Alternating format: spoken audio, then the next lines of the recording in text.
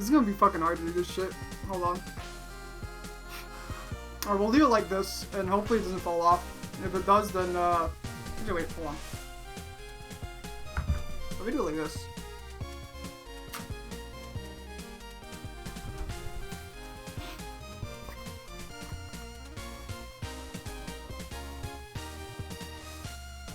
I guess that's the best I can do. Fuck! I wanna keep my headphones on, but I don't wanna fucking lose the hat. Alright. So I will, of course, do the best of my abilities to explain what is happening during the raid. So if anyone has questions, just ask them. But yeah, let's begin.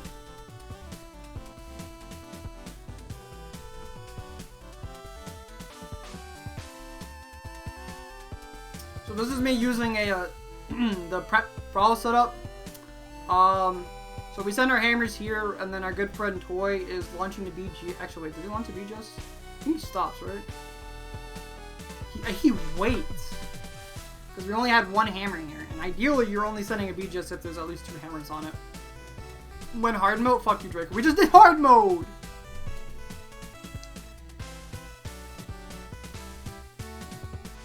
I think my HP is kind of low here, so I don't want to proc another bench.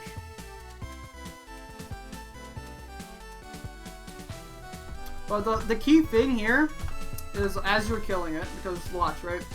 I start here, I double spec, and then I drop my brew around here. That's where you want to kind of place your brews. You always want to try to place it near the exit. That way, when you do kill it, it's really easy to just pick up your pot and then head straight to grab exit. Unless you end up getting detect on kill. So, I'm one of the roles that ends up grabbing the overload. So I am chugging my brew to make space, and then I sit the restore. I think we're doing 40, yeah, we're doing 46. So what I did here was bad, actually. Well, one, me and Hugo were both going far. But what you're supposed to do now when you're entering is you would start with Trident on long range. You trag the crab, and then last but not least, you would just hit it once with a melee weapon. And then you'd sit right beside the crystal like this, and then just click here. Where's it here? Either way, you click there, and then you drag the crab here. That's basically the play. I just don't think it's here. We got lucky because it ended up working out still, even though we had a bit of a miscommunication. But in normal teams, when you're not like trying to go for crazy fast times, you will always just do like magenta first, melee next, yellow, black, either or. But we opted in to do the harder option, of course. So here I sip my restore, get to 99, sip the enhance. I trolled and then grabbed the overload, and there's the overload. Hugo ends up being late to chopping. Like it's not the end of the world if you're prepping and you're late, but in Hugo's case, since he's chopping, it is not ideal. So if you're ever gonna end up being late when you're grabbing the enhance, it's just better to leave it. You just graduate, hell yeah, dude, and everyone else here is gonna be CM graduate. That is the plan. We're gonna teach everyone here to be CM graduates. Alright. Oh, my headphones are... I might just take the headphones off, to be honest. Okay. It's just easier that way. Yeah, we'll do it like this. It sucks I won't be able to listen to my fucking tunes, but it is what it is. Alright, let me go back a bit. So my setup opts in to let me have a lot of space. I don't have the pegs or the brimstone. That's the only downside about it. But instead I bring 2 lockpicks, and that lets me have a lot of extra space. Now, I decide to overload kind of around the time when first person hits the axe. I think it's the nicest time, unless you're expecting the whole raid to go quite fast up to Vanguards. Then I think you can nearly overload like a little bit before they hit the tinderbox. But as you see here, right? They head over to the tinderbox, they drop 2 pots. They grab their tinderbox and their axe, but you're not really going to see too much of that until we get to the next slots. Just because this is purely prepper perspective.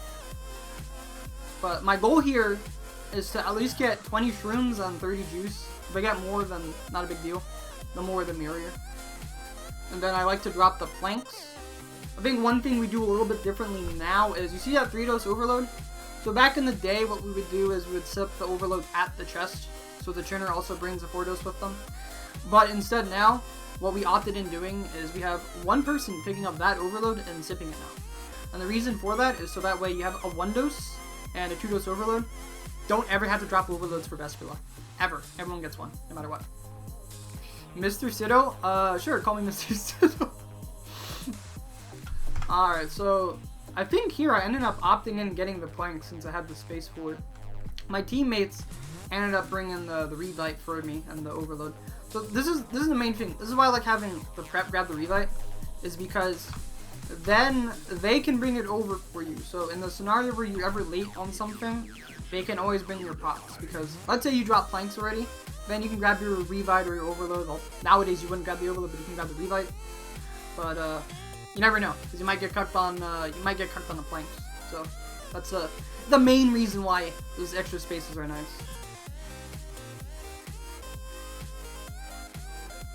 Yeah, someone dropped my they dropped my axe here, so I banked it. Let me go back a bit.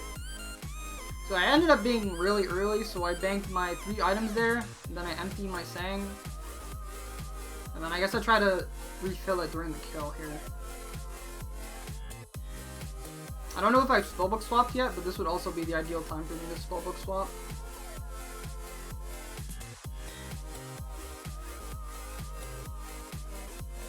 Right here.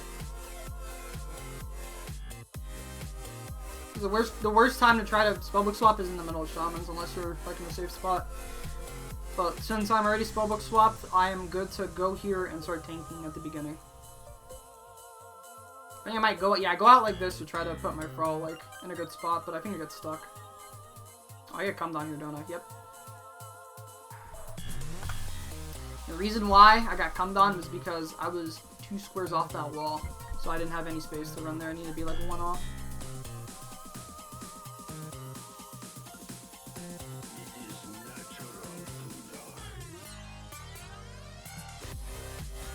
Didn't lose ticks here.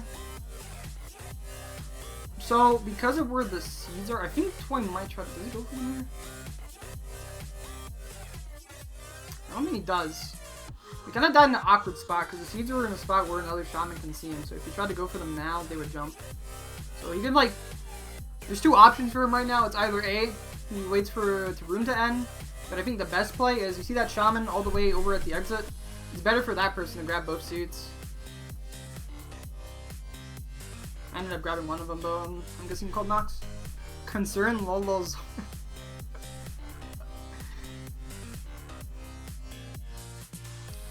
I don't know why he did that.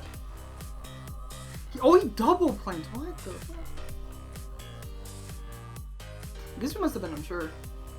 But, yeah, that was a mistake on my part. I had just enough spaces where I could take all tools and I hit the 4 key. Because when you have 3 spaces, you got that option to take all your tools. What did I come back to? We're in the middle of an educational lesson, Ellie. Cop graduation. Let me, let's see, go over there. That might be better. Alright, so me and Hugo are the last people in the room, so we're gonna start close. So I'm gonna use this as an opportunity to explain how we handle, Vanguard procedure.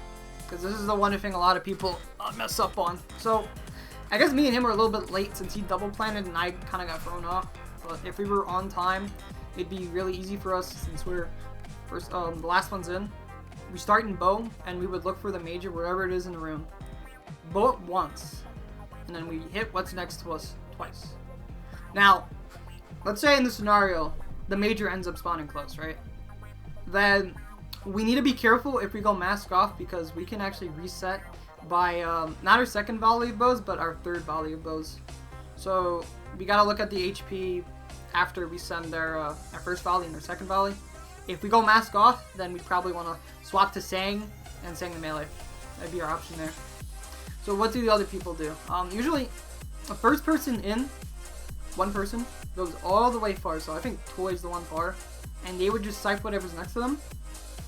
If it's not the range, they swap to the appropriate style and use the appropriate style for the next 2 hits. If it's the melee, assuming he doesn't lose any ticks, he can try and hit 3 times. Oh god. Fucking yoinking the little fucking baloney at the corner of this. Morph always starts in mage, looks for the melee. You can burn 1 tick, right? You can burn 1 tick because since the update, your hits no longer get nulled if you send the hit and it digs, which is PogChamp, right? So, in this scenario, there's a ranger north, so they were trying the melee 3 times, and then they would last hit whatever's north. There's another thing you can do if you're a fucking prodigy like rookie here, but I don't have the fastest clicks ever. So if you think you've got the reaction time to like instantly drag your mouse to the melee wherever it is in the room without losing a tick, then you can do double trident into 2 bow. So that's just making use of the extra ticks you've got if you do that, but I always lose a tick. I'm a boomer like that, so. Anyway, I bowed the major. Since that was kind of late, I think it would have been okay for me to just like bow the melee there, just to not use too many ticks, but it is what it is. Summon my Thrall in the middle just so it never gets dragged when I'm hitting other NPCs. Or try to. I think it might get dragged if it hit one at like the entrance. So let me go back a bit. So I always like to spam click before it comes up so I don't lose ticks. Now, where I go here is normally the spot you want to sit to kind of lure it, and then you go 1 over. But since it spawned close, he's not going to budge, right? So I think me and Hugo have to pull up, like you see where those tiles are marked right there? And under the Vanguard a little bit south? You want to sit on the one all the way to the east and he'll melee you. Because you don't want the Vanguard to roam. Right here, yeah. After you tank like 1 hit, you do like 3 tries, tank a hit, and then you'd step in that spot just so he doesn't roam. Because a roaming melee Vanguard is spooky business. Okay, so I think here, let me explain the roaming, or the swapping bits when it comes to things, right? So I like to swap with the other roamer who's on the range Vanguard. When the HP of the melee Vanguard is about, give or take, 60%, 66%. Any higher than that, I'd say it's kind of bad. But, yeah. You want to swap with him, so if he goes to the melee Vanguard, you go to range, you jump your claw, and then you want to kind of keep your eye on the HPs and stuff. I wonder if I think I'm just going to claw and then bow here, right? Yep. Probably would have been, like, better for me to bow it from the start, but it ends up being fine. Like, it kind of cuts it close. Like, the HP is like 60% and the melee's at 36, so that could have been bad. But yeah, since I know I'm probably not going to jump back on the range, it's okay for you to kind of sit here, so you're not taking any damage from anything at all. If you know you're going to be bowing the mage. I'm going to trident the melee. Oh gosh. I'm going to trident the melee. It's going to put me in bad range though. So last swap, right? I go to mage. Here I'm trying to end my life, so I send a heal over to someone. And then I go to the southwest tile to proc my retribution. Just as long as you're like adjacent to the southwest tile, your retribution should hit. But that's the main thing I like about the prepper vault setup, is that you have access to heal loads. It's like, that is such a good tool for dying.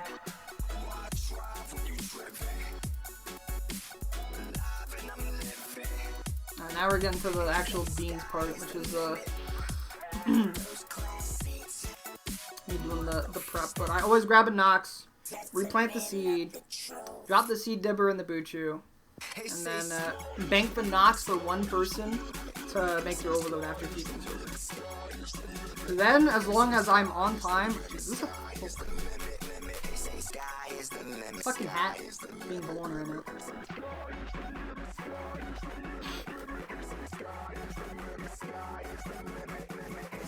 Okay, this is good. It's gonna fall off again.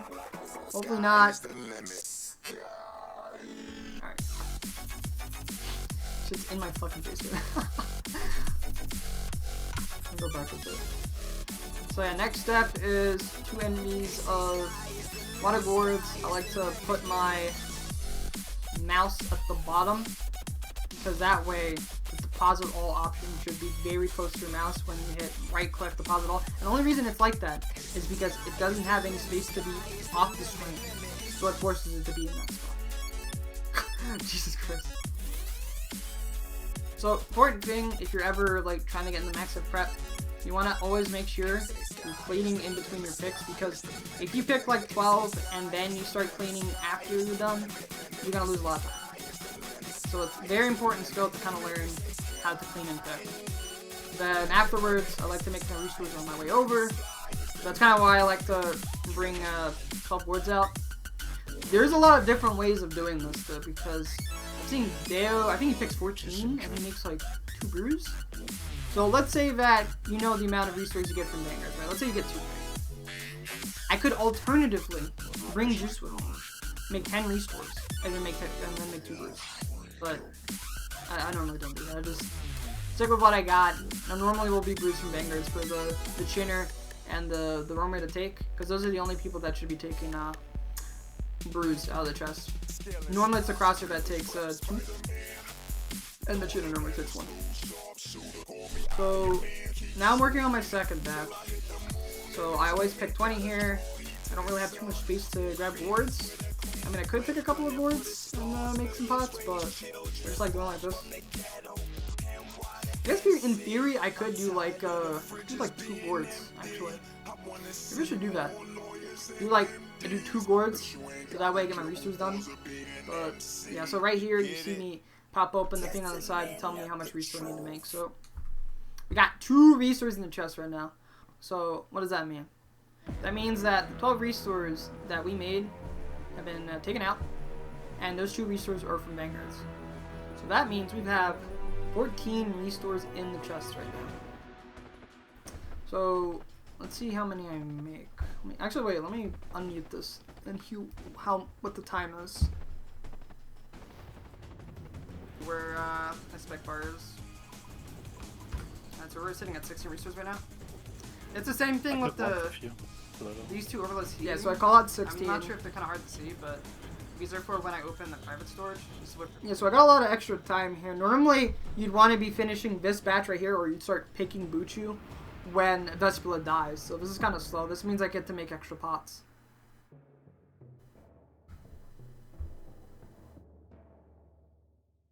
Yeah, so I'm kind of slacking here because I have a lot of extra time. But what I would do if I was going to make extra pots is I would pick my 12 Buchu, make 6 pots, pick the rest of my Buchu, make my last 6 pots as I'm running back to the chest, and then I would finish making another 6 pots once I hit the chest and deposit what I got. But yeah, I mean, ooh, cool. 1 more, but I'm just gonna make 2 more. Go back.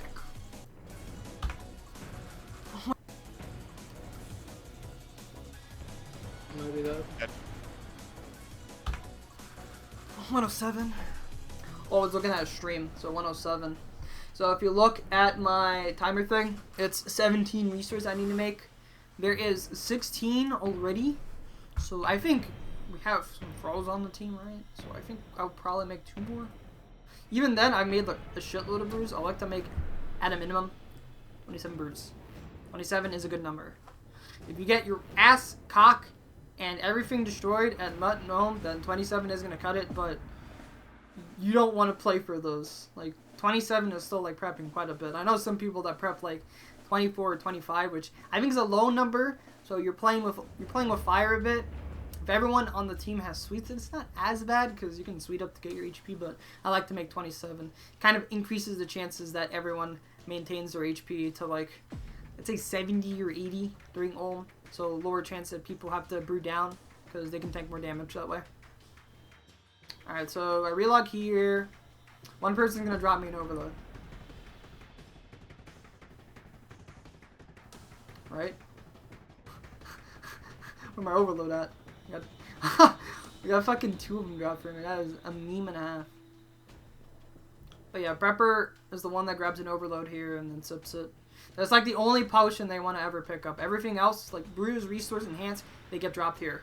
Ideally, they get dropped in these 2 middle tiles, so that way they can, little guardian killers, you can click back on those 2 squares there. covering the whole fucking section with pots can be kind of annoying. Because let's say someone has pit over you, pick up a pot and you accidentally click there, you're gonna sit there like an idiot. Just getting your fucking butthole railed by the Guardian. So, here's a very important thing about Guardians, right? So let's say we killed this, right? So it's ideal for everyone in your team to be either same ticked or 2 ticks apart. Because if they're 1 tick apart, one person's going to get cut by a boulder if a boulder falls. So that's why it's good to have either your same ticked or 2 ticks apart from your partners. So the people you're stacked with, right? Now, if for whatever reason you're 1 tick apart, you can kind of eyeball and see, is there anyone in the other Guardian that I'm same ticked with or 2 ticks apart with? Go over there, right? Or you can just lose a tick. Like, either you or your partner, just one of you just communicate, lose a tick. There you go, just continue doing the room as normal. Try to brew on your tick downs as you're doing it. Like, see my HP is very fucking low. You want to try to brew down on your tick downs? And here's the thing, right? Okay, so let's say I'm same tick with my partner, right? And let's say those guys on the other side, they are 1 tick apart from us. What do? Right? We kill this Guardian. We got to go help them out. Do we want to grief them? Do we want to lose a tick? No, there's actually something you can do to not troll them. And I hope I do this in the VOD, because if I don't do this in the VOD, I'm going to cut my dick off. Otherwise, I'll just explain it, and, yeah. I think it's going to be their Guardian that ends up dying first, but we'll see what happens. Because if it doesn't happen, then I'll just explain it on the power of my mouse cursor. Yeah, it's going to be theirs that dies first.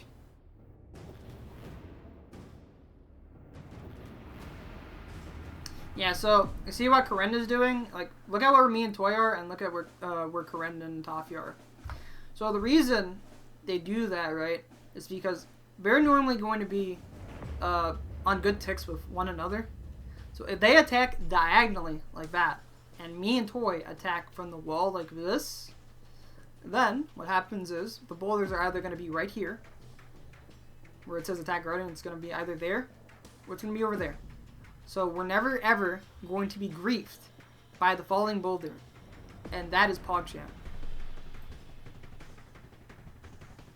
That is like a very like small micro thing, but it is huge to do. We don't take damage here, boys. No reason to. Alright, so let's see. I want to go back a bit and see what I do. So I'm just like, yeah, I'm just brewing on my tick downs the whole time. I think there I didn't, but it's like, it's gonna die, right? So it's like okay for me to brew there. And another thing is, you normally have about like, give or take, like 15 seconds to just like hard chug a brew.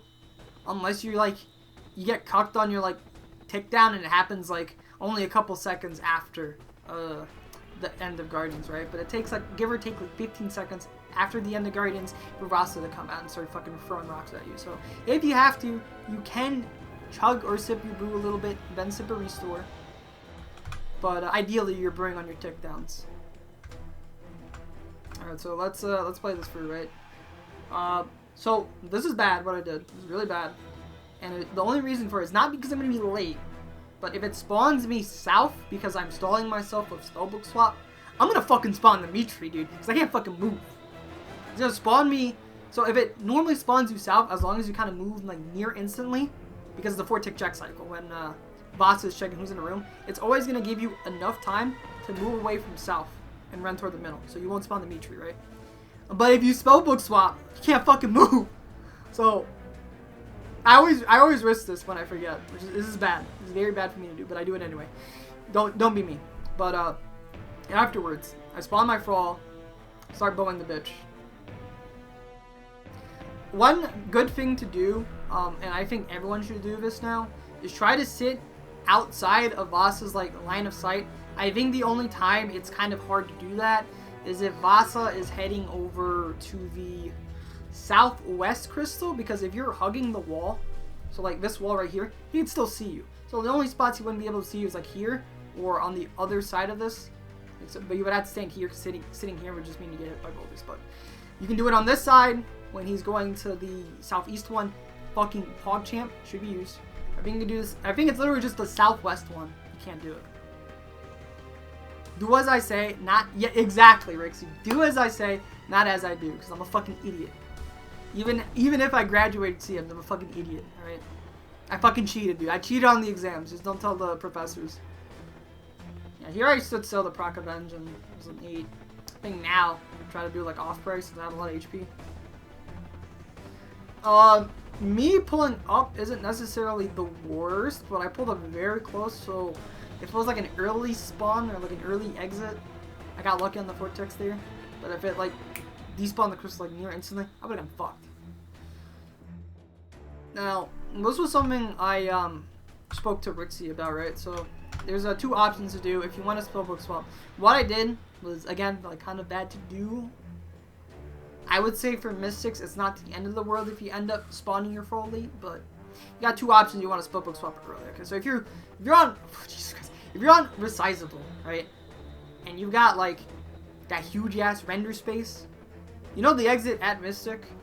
So because if you spellbook swap and you don't red X, you can fucking stop moving. The play is you click that, right? You click the exit, and then you spellbook swap, and you fucking just run right for the scav room. The other option you can do is if you have that far spawn scav, you can click your claws, click that, and then quickly spellbook swap. But you need to be quick, because if you're not quick, you're gonna claw and look like a dumbass. Sometimes it might make you lose a tick.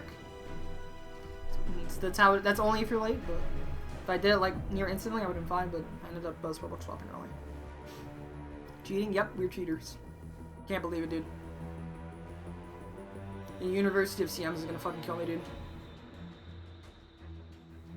So, another thing is, I think this was around the time when I was just okay with dragging my fall. And when I say dragging, so, I spawned it here. If I click this NPC here, the one at the exit, it will always drag your fall, like, near here, right? But I've been to play nowadays is just run here where I'm kind of, like, a little bit more east, where my giant-ass cursor is, and then spawn a fall. That way, when it does get stuck, it would get stuck here, and it can hit most of the mystics in the room. Because otherwise, let's say you hit one of those back mystics there, that's bad. That is very bad. He's gonna sit here like an idiot, going back and forth.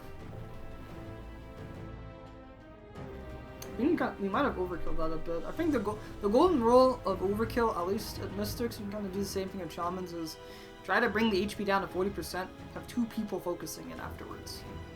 You don't want to have every single person focusing Mystic. That's a waste of DP. What if it's 1 HP, right? And everyone bows it, bro? That's a waste of shots.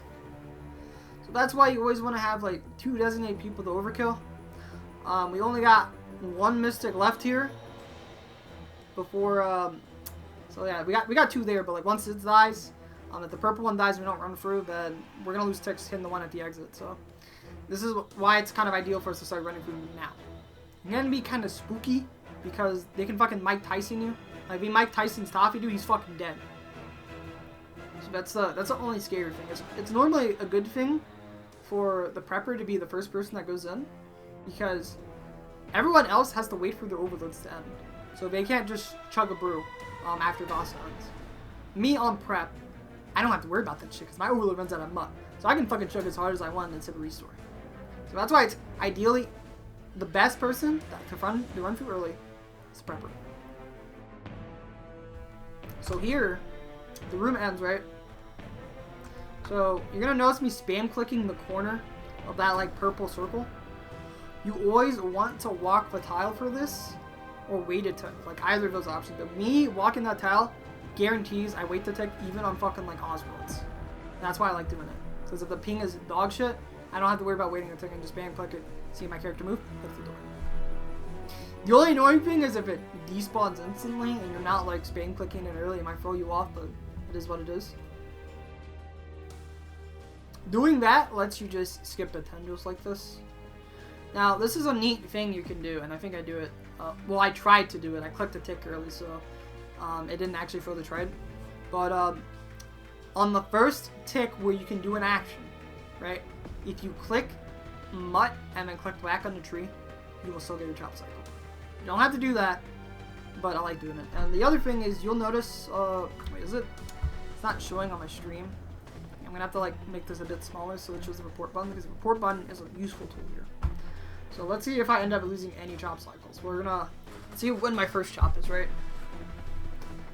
So it's 7.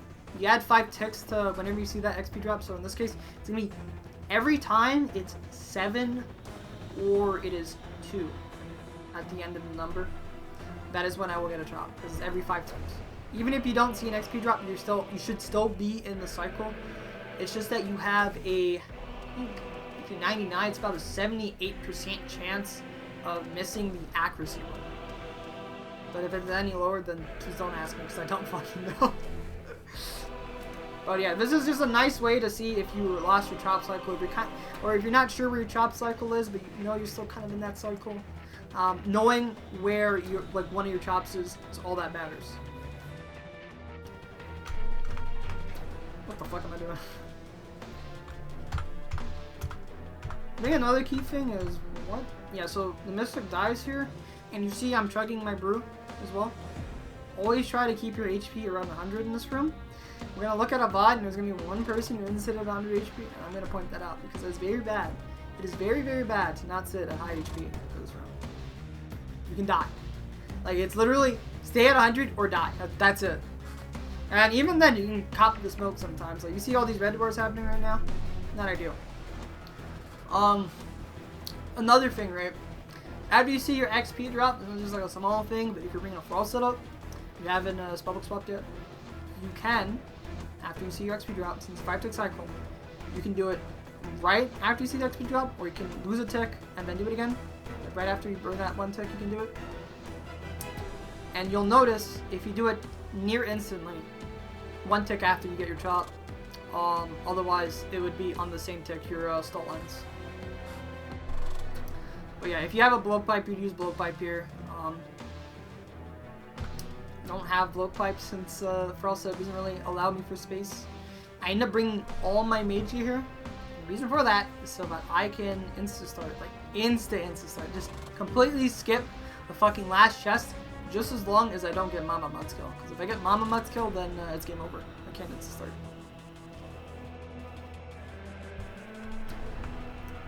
I keep hitting the wrong key. I'm like, why the fuck do I keep doing that? So the other thing is, right after Small Mutt dies, we'll normally have, I think in this case we only had 1 person by the lake, but it's really good to have 2 people by the lake. The reason is so that keep Mutt in that spot near the exit. People at the tree, especially the prepper, because the prepper normally needs to re-overload at this point. They can re-overload safely, and they just keep hitting Mutt. Sometimes she might be a bitch, and she'll just like instantly aggro the people at the tree and start walking over. In that sense, it's just bad RNG. But yeah, it's nice to have at least 2 people by the lake, so the damage is a little bit more evenly split. Lower chance that people have to brew down a lot, or take you sweets, or any of that mumbo jumbo. So higher chance they maintain 120s. Yeah, so here I didn't get Mama Mutt kills, so I can just run straight down. So I think it makes Olm pop up like a whole 2.4 seconds faster. I think. Like a whole cycle faster. I might be wrong. But it is still definitely faster doing it like this than me hitting the bank and then heading down. Okay, so since at the start, right, it looked melee, it needs to double on one side. Now, since I'm standing on the mage side, just as long as the people in the middle go over, it will still turn. But if I was like in the middle and I was on the mage side, then it's not going to turn. Okay, now we're set. We're in cycle. I grab a pot here. That could have been scary if I was late on that, but we were not. So here's a golden rule about when you know for whatever reason you're going to end up taking damage, right? Whether it's you're going to tank swap or you're going to go from mage to melee heal, right? Try to keep your HP around 80. 70 or 80. Keep it high. Definitely keep it high. The reason for that is, okay, let's say you're sitting at like 50 HP, right? You can tank 1 hit. And if it's a fucking Jad, congratulations. If you get Jadded again, you're probably going to die. So keeping your HP kind of high gives you a much better chance to maintain your stats at 120s. There are those times where Olma just be a dick and just back-to-back 50 you, and if that happens, then there's not really much you can do. The only option there is just sitting far away from Olm Or, let's say you're at the farm, right? You don't want to burn people. You could even click away from the melee hand. So you could like step out. In this instance, it would be stepping out west. So that way it delays the hit, Holmes hit. It gives you more time to take it. Good thing to do. You want to try to maintain your 120s a little bit longer, and you know a hit is going to come in and beat your ass, and go further and use a ticky that way.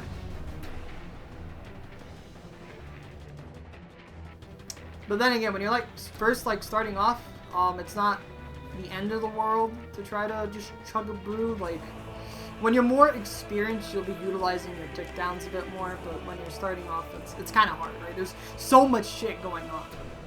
But if you really want to master this content, getting those tick downs important. So this is something I need to kind of remind myself to do a bit more. Is I'd say around the 10% mark.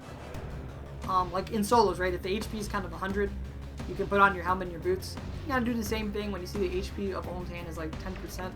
I'd say like give or take, you're doing a little bit. Like assuming every person is sending trends at that melee hand, it's like a little bit under 5% on average. I'm not sure what the exact average of the damage is. I have to calculate, but normally when you see it's like 5% and you see a volley trends coming in, you're usually gonna die. Right?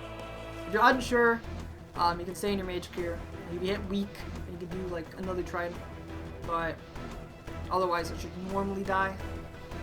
So in that sense, you can send that one trident and instantly jump on the melee. But it is a coin flip at the end of the day. If everyone fucking hits like a little bitch and then everyone does that, then the hand's not gonna die. And that can lead to a clench and just absolute calamity occurs.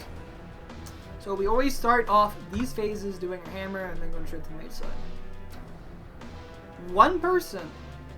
I forgot to mention the whole part about beaches in these runs, but it's either one or two people using beach, and they will always want to wait for the hammers to happen. They bring in both hammer and beach, so if it's two hammers on the melee hand, on average it is better to beach yes. If it is only one hammer or no hammers, then the beachers want to make sure they send hammers. Always. But if you do have two beaters and like let's say only one hammer hits, not both of them need the spec unless it's final phase. Only one of them needs the spec. And if they hit their hammer, the other person beaches. If not, then the other person hammers. You have like a whole lot of time to send the beach, just as long as you're not going to hit 100 spec. This is a jab phase. So the defense was, I think, below 14, because I think that's the ideal time to jab in ink. Jabbing in ink only means that your max hit goes from a 48 to 49 in Inquisitor, as long as you're overloaded.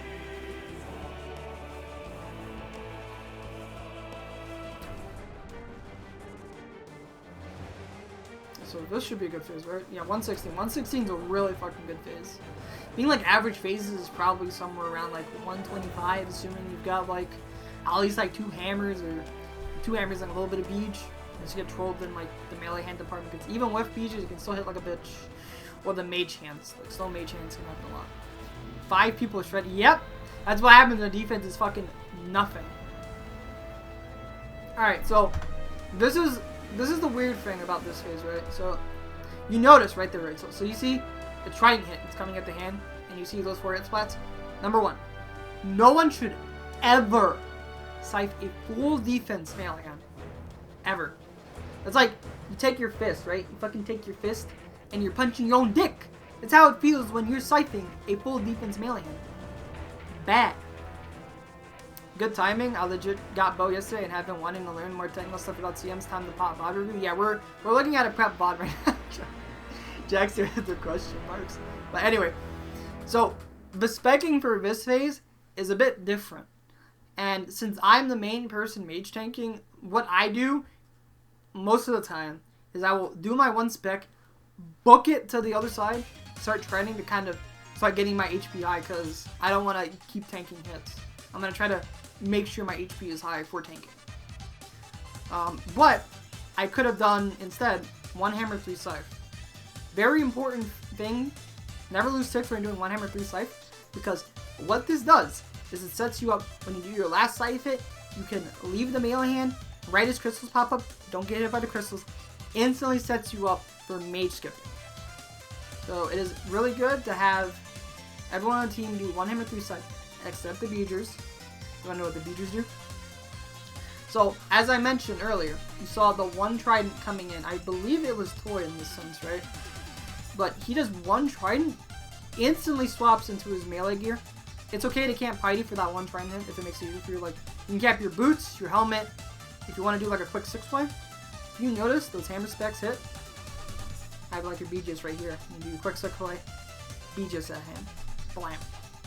When you're starting off, it is okay to do 2 trident hits. The only downside in that is that the first set of scythe hits won't be on like absolutely low defense. So once you're more experienced with it, you can just insta-send that Beegis. Now, what if specs are bad? As Nip told me, it is okay for you to lose ticks going from BGS to get your hammer on. Because at the point, the phase is kind of doomed anyway, right? So, just send your hammers. So it's okay to lose a couple of ticks to get those hammers on, and then blam.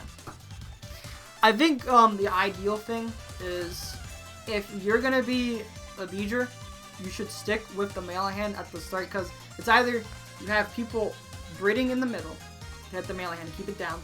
You don't want to have it where the mage hand is like really fucking low and melee hand's still high. So 2 options are you have 2 people camping the melee hand, ideally the Beegers, or you have the people in the middle just Bridding. Just as long as they don't jam the head, because it consists of a lot of swapping the mage gear, swapping the melee gear, etc, etc, etc. They repeat that over and over again, they get the melee hand down. It can be kind of difficult if the defense of the melee hand is very high, or the supplies are low. So like camping would be difficult if supplies are low. And then Bridding, a lot of Bridding will need to be done if the defense is high. And it would also be ideal if you have one person camping, right? But you can also make arguments and say like Bridding is bad now if you have like a nearly full thrall team, because then you have your mage full hitting the melee hand. So in that sense, that's a benefit of having one person camping. Plus, you don't ever chance like missing switches or missing like Piety or anything like that when you're trying to Brid. So it just means full DPS chain on one hand, and your thralls are doing the most work. Not a chance that bitch is hitting the wrong style. So that's the benefit in having the one person thing. But Bridding's not the end of the world. I just let you know right now. Yeah, anyway. Why do I keep doing that?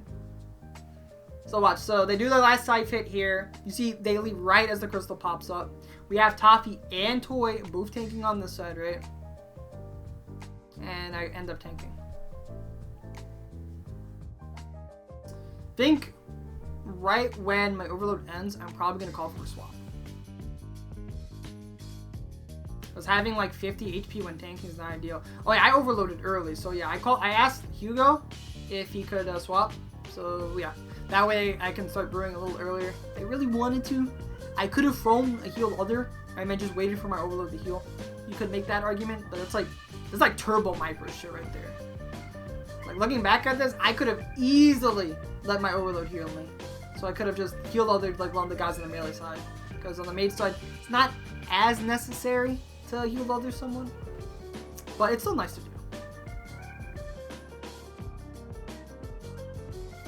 But yeah, so see, melee hand is good to kill right now. So I'd say you'd want to kill the melee hand when the mage hand is give or take 25%. Any higher, like let's say 30%, everyone hits like a fucking bitch, that fucking hand's gonna reset. And then you want to fucking jump off a cliff. And 25% is like a very safe threshold, and I think even then there's like that weensy chance that everyone just fucking hits some bitches or splashes and the hand resets. But at that point, it's just bad RNG. How do I get head back?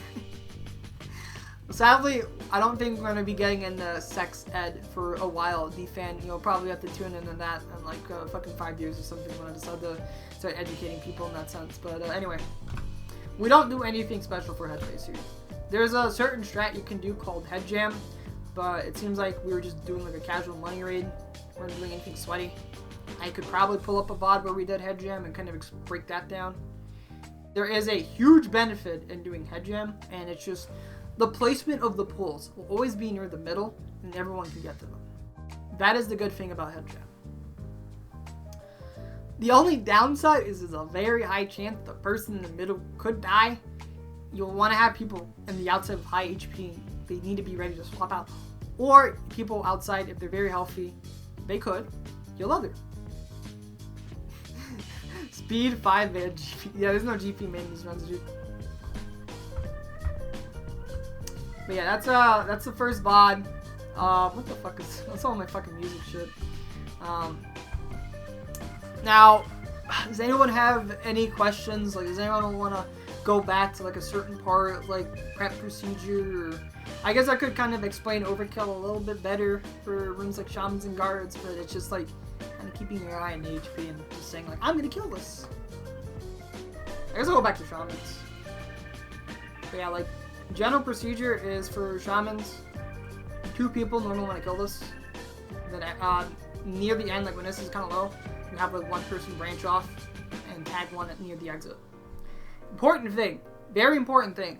If it is in safe spot and everyone is safe spotting it, if you know someone is gonna run to the exit to tag the next shaman, you need to have 1 person run at that bitch. Even if he's safe spotting, run at him. Because there is that off chance that bitch is gonna get dragged. So what if he's aggro to that 1 person that's like running to tag the next one? It's gonna be fucking calamity, dude. It's gonna be clown fiesta. Everyone's gonna be panicking. It's gonna be just absolute chaos. So, yeah, I would say probably the golden rule is like 40% HP is like a good kind of HP to switch off. Guardians, it's a bit different though.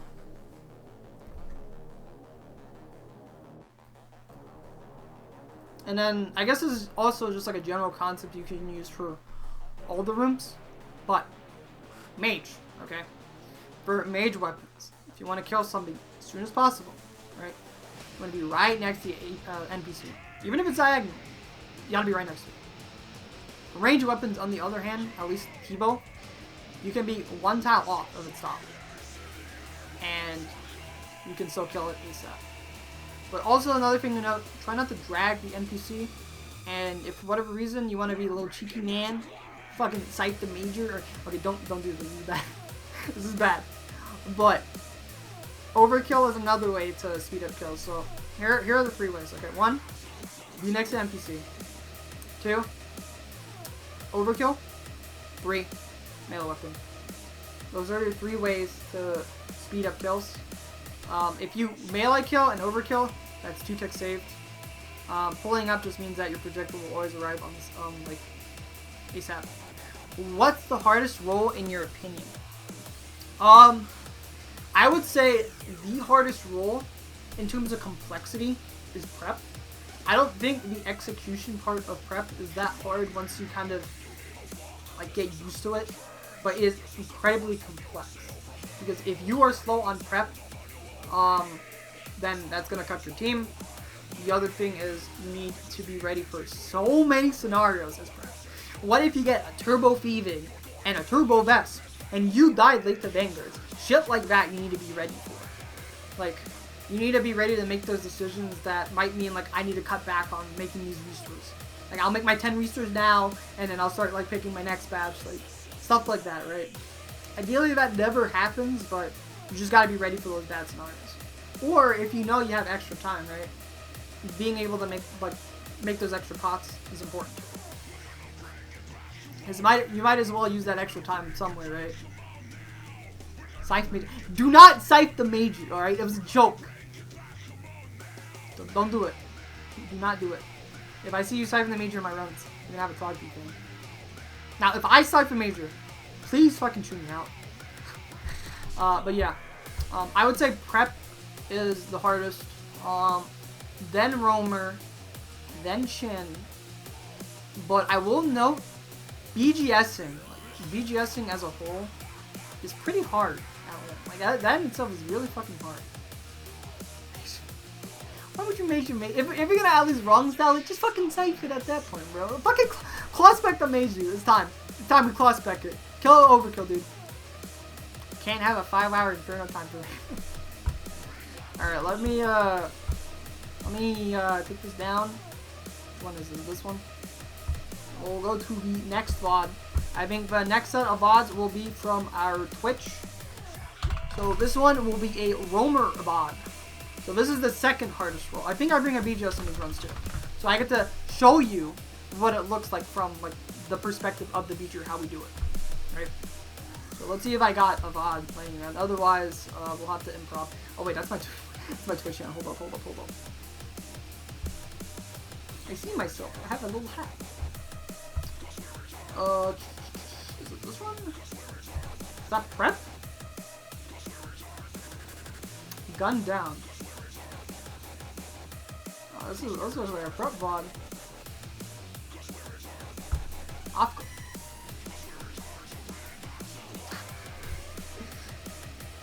Where the fuck is a non-prep VOD, bro? Real Coxium Adventure. Maybe it's this one? Ooh. Gun down. Yeah, of course you're gonna be laughing, right? See? You bastard. Is this a non-prep VOD? Oh no, I think these runs I was fucking toasted. Yeah, these runs I was toasted. Maybe we should show this because a bad run is a good example, right guys? Yeah, these are bad runs.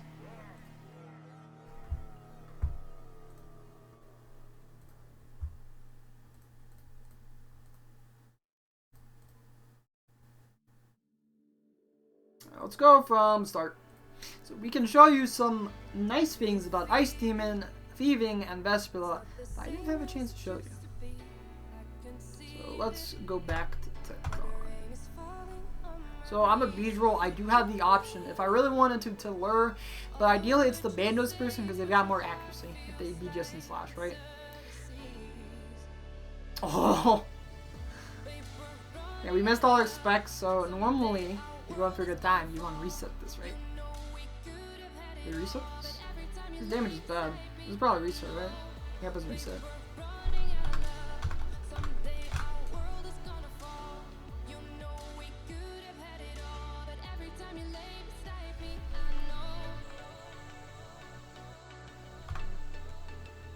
Okay, so one hammer's hit, or well, my hammer hit. We had 4 hammers total. Look at the hit splats. So that means I can zone a beach. There's this new way of doing Tecton starts that you'll probably see me doing pretty soon if I go back to speedruns. And it's, instead of Toy dragging him to Narnia like this, we all just hit it from the exit. And the benefit of doing it like that is that we never have to deal with that travel time of our thralls walking to Tecton. Because when you summon him, they stay in place for a bit, take a bit to actually start hitting. Instead, Tecton's going to be really close to your thralls. What's the procedure if a lot of your Warhammer's noodle? So, if you only see 1 or no hammers, everyone just rehammers. That's basically it. Oh, so this was a good example of what you're supposed to do. So, like, watch this, right? So, I am doing the melee tank perspective of 46 crabs. So, I long range saying, you have Toy splashing here, right? But instantly pulls the crowd. You need to splash to pull. And the other thing is, you notice when we walk in, the crabs aren't moving, right?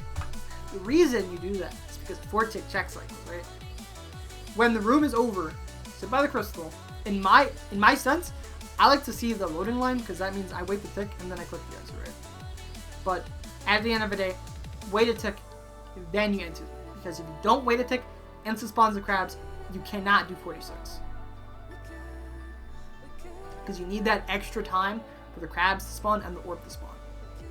Yeah, the whole raid is on a 4-tick cycle. I noticed at Ice Demon, it ends instantly. So the second Ice Demon is dead, it ends instantly, at least in CMs. When you walk over to Shamans, though, you'll notice the tendrils will spawn in that 4-tick cycle. But no matter what, right, you will never be able to skip the tendrils in the CM, ever. Unless you somehow manage to smuggle Callisto knockback and send yourself through the tendrils, but we haven't invented that technology yet, so yeah.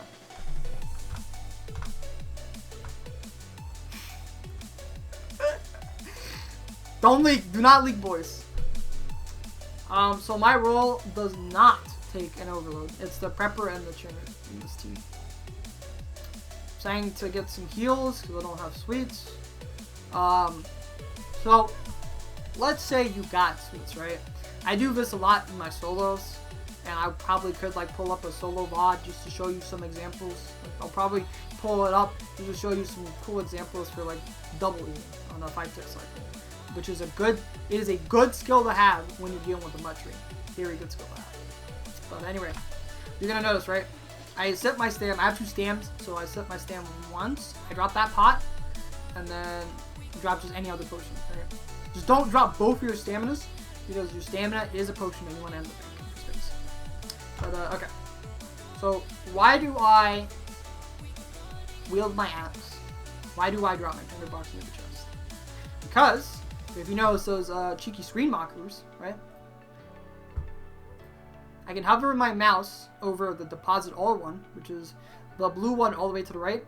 So I'll drop my tinderbox, click for chest, deposit all, and then when you get your first chop, that is your cue to go pick up your tinderbox. So get close to your tinderbox, do another chop at a tree, pick it up. So you notice here, I like instantly get off the chest and start chopping ASAP. I think in some of my runs, you might notice me be like, fuck! When I like click too far behind it or end up losing a tick, and it's just me being what's the word I'm thinking of? Hard on myself. Let's go with that. Hard on myself. It is very difficult to do this if you're on really high ping because interface lag, kind of lame. I have dealt with that a lot when I was prepping on Perfectionist, I guess that works. Like in some instances, I try to be a perfectionist for something. Chopping is definitely one, but it's kind of ideal to chop at least 18 and then light. I think Lucid said something along the lines of, if you chop extra, then it makes the braziers go out, or not the braziers, it makes Ice Demon's HP go down faster. So I think I've noticed that because in a lot of the runs that I did with him, we've got like a lot of 115 pops, and that's not even with us just lighting the minimum. That's with us chopping like a lot. But other thing you can do, if you're late, right? If you're like the last person on a tree, in that instance, yeah, just get your 18 kindling and dump it. Or if you're even more late, then even 16 would be fine. But you don't want to lose too much time trying to get like a full thing. Is it okay to steal another man's tinderbox? Only if it's toys. I'm fucking gonna get murdered by that man, dude. I do the same shit when I miss a free fire because odd tick or no. Yep. It is what it is. This can't be real. Yeah, I'm sorry I missed out on some stuff being said in chat. What's up, Hedora? Noted, steal toy. Yes! Everyone steal toys from their box. And then if toy's not in the raid, mine gets stolen. It is what it is, though. But anyway, let me go back a bit. I didn't go over, like, picking shit up, right? Alright, right? So, items you want to bank here. Axe, salve, blowpipe, your extra stamina.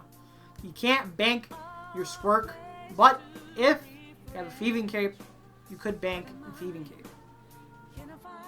But if you're bringing a thieving cape, you're trolling. I'm kidding. But you can also bank your BGS. You don't need the BGS. Is that it? Am I missing any items? Did I say salve? Let me just repeat. BGS, salve, pickaxe, blowpipe, thieving cape, stamina. If you have 2 stams, you need that. Or if you've got 1 stam and sweets, it's up to you if you want to bank it. You only really need the stamina for Vespula, to be honest, if you're bringing up sweets and stamina. I mean, you could do that too, yeah. You could wear it beforehand. What's a thieving cape? Yeah, so if you're out of squirks or you don't want to get squirks, you can boost with thieving cape and you return on preserve. The only issue with that is there's been like, at least in my opinion, right? There's like those awkward times where I need to like quickly put on my thieving cape again. When it boosts down, and it might kind of make me lose ticks when I'm picking a chest. But then, this is a me problem, right? So that's why I like the squirk a bit more. The other good thing about the squirk is right when Vanguards are over, you sip it, you drop the glass. You don't have to deal with that shit anymore. You can even sip it a little bit earlier because it's 102. 102 is a lot, dude. You gotta go through like fucking a whole 180 seconds or some shit. And that's, I think that's what preserve, right? 180 seconds?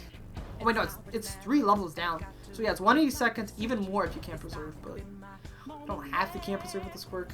Kind of useful to do if you're using the thieving cape though. So yeah, that's my my small tangent. Yeah, that's my small tangent of thieving cape's quirk. So yeah. So important thing, right? We like to split up some roles here. So when everyone's done learning, right, you're gonna have to go back for your pots. So we got a couple of jobs to deal with, right? Number one person grabs 2 planks, holds a chest. They also want to make sure they grab a lockpick for themselves. Number 2, someone grabs an axe for the prepper. I've seen the preferences for this are a little bit different. I've noticed, I think when I was running with 7Chi, it might have been, I think it was Sev. What Sev would do is he would drop his own axe, make his way over to grab another axe, and then he would bank that. So he just leaves the axe on the ground for the prepper to grab. But I prefer just having it in shared, unless the chest for whatever reason gets me in late, then I'd say put it on the ground like that. But there was also some of those instances where, for whatever fucking reason, someone ends up dropping it kind of late. They forget to put it in. So in that sense, yeah, I would just go for it.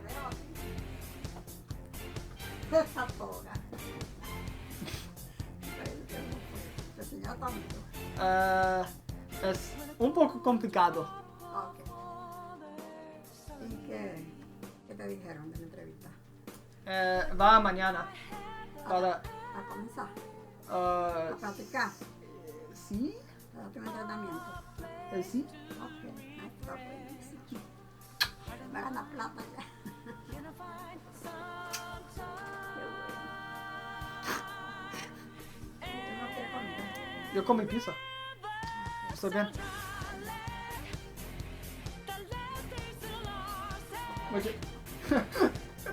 Muchas gracias, brother. That's my grandma. This is not my mom, that's my grandma. Where was I? I lost my train of thought. But anyway. Yeah, I was talking about my grandma.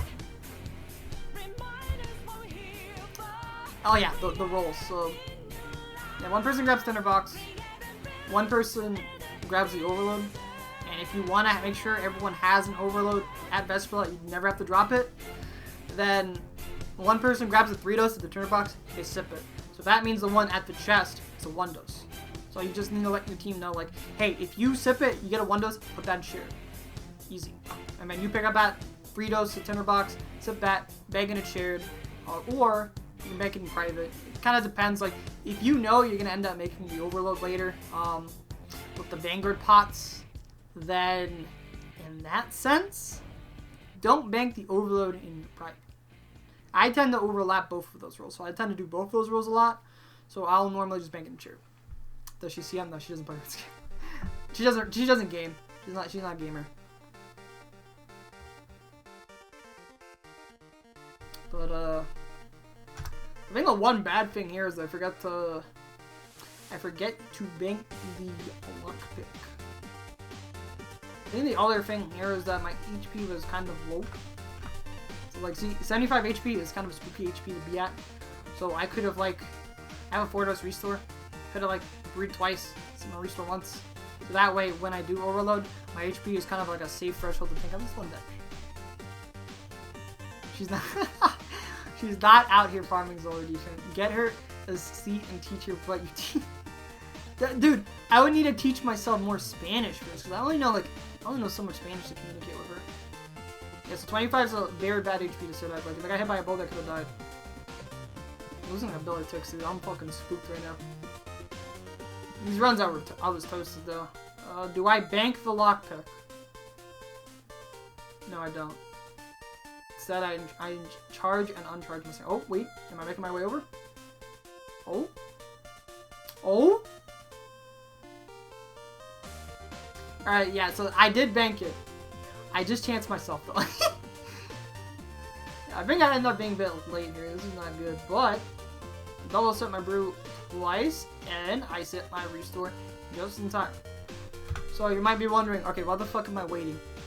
The reason why I'm waiting is because in the scenario that it's a fucking come, shoots come at me, I won't get cummed on. That is the only problem when you're late.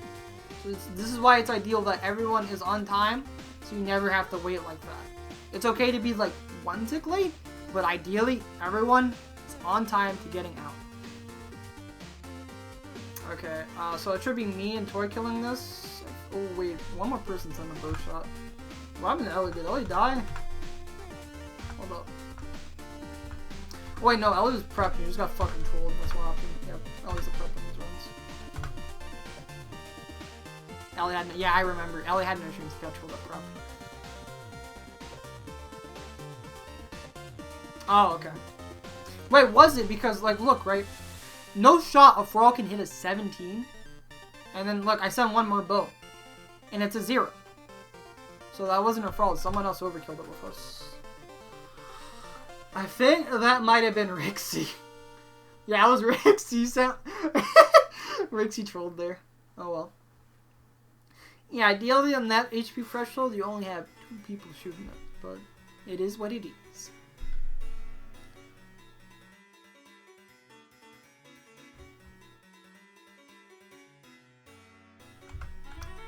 Why did I resummon Thrall? Where did I summon my first Thrall? Or did I never summoned my Thrall, okay. This is me being a fucking noob.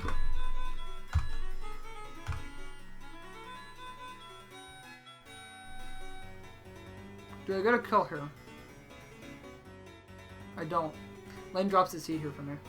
Yeah, so that's one of your options. Like, you got 2 options for seeds. You got, like, one person grabs both, one and drops it to exit. Or they could drop it really early in the room, and then one person grabs it. This is something me and Toy do a lot. Where he'll get, like, the first kill, convenient spot for him, he'll drop the seeds, says nothing to me, he drops the seeds, I know exactly what I'm going to be done, dude. That is, like, the connection me and that man have, dude. But yeah, it's like either 2 people grab seeds from different shamans, or one person drops both, and then one other person grabs it. Double planning is never ideal, but it sometimes it happens. It's just what it is. I think it was a bit, yeah, I think it was a little bit easier, so I ended up bowling the melee, which is bad, but it is what it is. Yeah, because, like, this is, like, the worst spawn to ever have. Like, having mage far, melee close is by far the worst spawn to have in teams. Because it's also the worst to have in solos.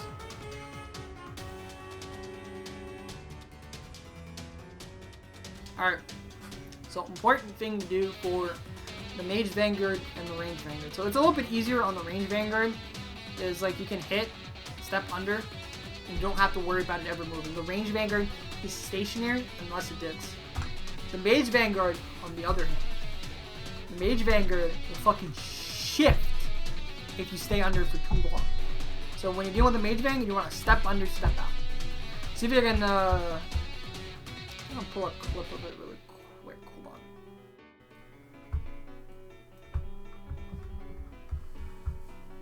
Pull a clip from the CM101 channel. Let's see.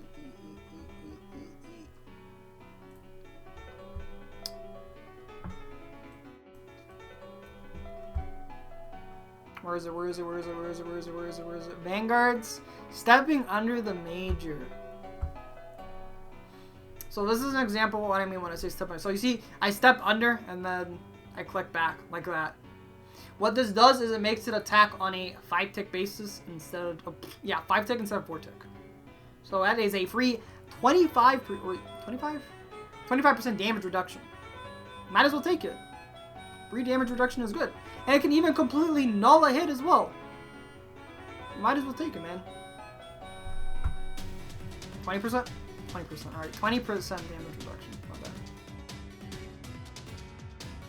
Well, this is a very important skill to have when you're dealing with the Mage Vanguard, because this fucker can toast you. The main things is just making sure, like, you're maintaining your 120s, because higher magic level means more resistance. And doing that, stepping under, more resistance, taking less hits. Yep. It's just annoying on the Mage Vanguard because it fucking moves. If you fuck this up, that bitch is gonna shift, and there have been times where fucking hellfire is raining upon us. So I saw a clip like recently where the Mage Vanguard got shifted and we were getting airstrike. I forgot where. It was like me and Toy hitting melee Vanguard and we were getting airstrike in the Mage Vanguard. Yeah, but we noticed and we played mage. But still, it's still stupid. There's... Anyway. Yeah, so for the range Vanguard, it doesn't matter as much. Okay, so these runs I was trolling really hard. We didn't reset this time, but I should have bowed again. The HP of the mage Vanguard is high. So the job of the two roamers, the prepper, was on the melee Vanguard. Oh, we reset. See, this is what happens when you fuck up, dude. Just depression. I should have kept bowing the whole time.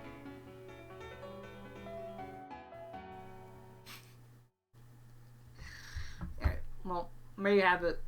It is important for both the roamers to try to keep an eye on the HP of the Vanguards, so shit like this does not happen. Yeah, you can blame me on this one. This was all my fault.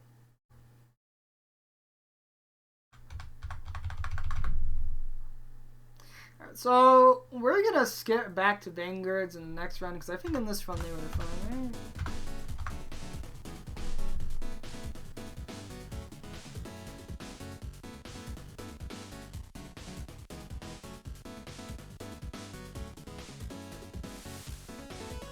So yeah, this is North. I fucking trolled. I should have hit the melee. And then for whatever fucking reason, I swapped my bow. It's as if I don't know what I'm fucking doing for Vanguard starts, dude. Like, I was fucking fried in these runs. But yeah, after the start, I go to my son Vanguard, and as roamer number 2, it's the range Vanguard. As I already noticed, range is low, mage is kind of high, so I start bowing it now.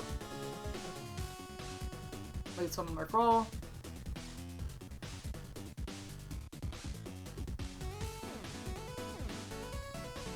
The only thing you gotta be a little careful of is if you are, let's say you got a Brit to the melee for whatever reason. If you're Britting to melee and you're sitting on a range Vanguard, there is that chance you're gonna get reeled by the rocks. At least with range gear, since I'm sitting in ink, I am like slightly tankier than if I were in ink. We're kind of close. Plus, sitting under it means that it can't actually see me. But yeah, it's just one thing to be kind of careful of. Might get reeled, so let's go over the swaps here, right? So melee Vanguard, that's the HP you want to look at when you're trying to figure out a swap. It's at 66, so that is kind of high, but it's still okay for me to swap here. There might be times where you need to early swap if I get fucked in the ass and I've got nothing for pots, then I want to try to swap the prepper on the next down. Or I think the only bad thing is if he's got nothing, then he's just gonna fucking die. Might be that off chance where he can throw a quick heal mother on me, and then I can stay a bit longer. But yeah, ideally, like me and him have a little bit of food left, so we don't get railed. But yeah, I go to melee here. I didn't claw. Yeah, I was supposed to claw earlier, but if you didn't claw, it's a range Vanguard. If it's still alive, you can claw it at the end, or you can claw the melee instead. Clawing the melee is not the best because the accuracy of claws on the melee Vanguard compared to range is dookie. It's like, what, 60% or something? I gotta look back at the calc, but all I know is that the DPS difference when you compare claw spec to Scythe on the range Vanguard, and then claw spec compared to Trend on the melee Vanguard, it's much more consistent and better to claw the range Vanguard. So ideally, we have people on our team swapping just to dump their specs on range Vanguard. So let me explain what's the ideal scenario of the swaps, okay? So everyone does their shit at the start, goes through their Vanguards after the start, whatever they're assigned to, you go do the appropriate Vanguards. Because it doesn't matter what you're assigned at the start. If you go far, you do what you gotta do far. If you go north, you do what you gotta do north. If you're close because you plant seeds or whatever fucking reason, you do what you gotta do. But after they dig, that's when you go do something. Next, then you gotta look at the HP of the melee Vanguard. There are some of those weird situations where, let's say, the range Vanguard, for whatever reason, it's turbo fucking high, right? Melee Vanguard is like good spot, range Vanguard's high. You can make the argument of having 3 people go to range. You gotta it's like some of those scenarios where it's just like you kind of have to be ready for that, right? It's not always going to be the case. Like, most of the time when Vanguards are going okay, everyone will be able to swipe on the perfect times, right? So, assuming things go well, have your first swap happen, both roamers swap Vanguards, right? After that swap, on the next dig, the prep roamer, so mage Vanguard, tries to die, right? And then the person who's on the melee Vanguard swaps with the person who mains the ranged Vanguard. So that way, he can go claw range Vanguard, right? Because normally the person in the range Vanguard dumps their claw spec pretty early. Now, for whatever reason, if you think your damage is absolute dog shit, right? Whether it be on mage Vanguard, melee Vanguard, any of those, then you need to let people know so that you can continue to like hit it. So that way you never have like one of those weird. The worst thing that can happen is if the prepper gets one of the kills, because if you don't get enough overloads, then you'll either have to use Twisted, right? So let's say one person gets a full overload and they're Twisted. Then your option there is everyone uses Twisteds at Vespula and they overload around guards. To get no overload at all, someone's got to go back in the pot. The only other downside as well is like you're probably, if you get like min drops, there is that off chance where there'll only be one brew for the Chinner and the one brew for the Crosser. It's nice that the Crosser has 2 brews, and it's also nice that the Chinner has only 1 brew to start chugging after at the end of Vespula, and then that way they can hit the chest, 99 HP, get even more brews. This is the Chinner's job to get more pots. But I'll go into that a little bit more once we get to that part, right? But yeah, that's basically the premise of roaming, is that those two guys would swap at the end. They would dump their claw spec, and then boom, it was done. Roamers should normally try to die around the mage Vanguard. Like, when they swap the mage Vanguard, probably best time for them to die. Anyway, so assuming, let's say you're a 2 stam gamer, right? You'll have a full stam in the chest. Chug that shit after Vanguards is done, because you're not going to need that stam, bro. Like 4 stam, or 4 doses of stam for the rest of the raid, good enough. It's going to fuck you up if you have that stam dose left, so just get rid of it. The other thing is, this is why I like to bank a lockpick, and I like to bank it last, is, look what I do, right? Set my stam, get ready to deposit, so I'm hovering my mouse over the button, and then I quickly go over to the lock because it is right there in the chest. I know where it's going to be, hover my mouse over, right click, drag my mouse down, and then hit one of the withdraw options. You might be wondering, why on earth would you just do that? Why not just click it, right? Because the fucking private chest is finicky as shit. It's so easy for you to drag your items in that, so that's why I always right click and drag down if I need to get specific items. It is a good habit to get into. Most of the time, you won't really need to do that in CM5. There's only those few instances where you gotta... Even with anti-drag, you still drag it, defame. It's like... I think it's like the same coding, like a bank. Because I use anti-drag. I have my anti-drag setting to fucking 10.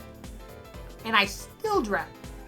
Yeah, exactly. Fuck this game. Get me out. Anyway. So, let's go over thieving. I got my lockpick. I don't have a squirt, but I got a squirt cover. So that right when Vanguards is gonna end, and I would make sure not to die, because there's been an instance where I set my squirt and I died right after, and I was so sad. Andy drags at 15. I mean, whatever works. But yeah, mine's up to 10. I think that's already high on its own. Almost sad. But anyway, what I like to do is, if you're close, you want to kind of dump around the, when you get like 12. I think the room, what do you call it? I don't know why I decided to dump a little amount like that. I want to try to get more, but it's probably just because... Do I go mask off? Yeah, do I go mask off? So I think it was okay for me to dump it there. Normally it's the people far that want to keep picking until the 70 mark. And then... why do I keep letting that happen, bro? And then, kind of depends. You gotta adjust your numbers a bit in the thieving plugin, because I think it's Whatever it is by default assumes no squirks, but if you're using squirks, I think it's 260 or 262. So what that means is that the value of grubs is 2.62 every time someone picks the chest. And you might be wondering, how the fuck is it determining, like, oh, this person opened the chest? It's because it's going off of animation IDs. The look of the chest is slightly different when you open a chest with grubs compared to one without grubs. It's like the eggs are like all there when it's empty, and then it looks like you fucking just destroyed the eggs when it's like you got grubs. Yeah, eggs are cracked. But anyway, as long as everyone has like the right numbers, assuming everyone is the right thieving levels, 95, then you would dump at, so people dump at 40, or people dump at 70, and then I like to have, if you know you're going to make the overload, ideally you're close, and then you dump again when the HP of our good friend, the scavenger, is 40%. Right? I think that's a good percentage to dump. I like having the one person that's like close to, like, spot I'm using is close. Like, this is really close. So it's good for me to make the overload of the spot. Now, if there's poison chests, I would probably need to move somewhere else. But it's ideal for you to always use a spot where you can go, you're one tick apart from your chests. Like, you want to have 4 chests, so that way you can go between all 4 of them. And ideally, you never losing ticks in between them. You have like one of those spots with 2 ticks, try to go to a different spot. Yeah, so I'm designated to make the overload. I end up being slightly late here. But yeah, I grabbed my 3 restores, grabbed my axe, didn't come out. And the reason why it didn't come out is like I have the one that brew and the restore which works pretty much good. So it kind of crushed me. So this is where thieving, right? Let me explain the process of how should you bank your items. We're currently teaching people how the way of the CM right now, Vasa, but let me go over how to bank. So write this down, folks. This is very important, okay? Now, I am not a harm roll, okay? But first things first, withdrawal. Right, get all your shit. Number 2, if you are a surge roll, bank the harm first. You don't want to bring your harm into Ulm. Whatever you bank first comes out last. First in, last out. Philo. That's the rule we're using, boys. Philo. Yeah, take notes.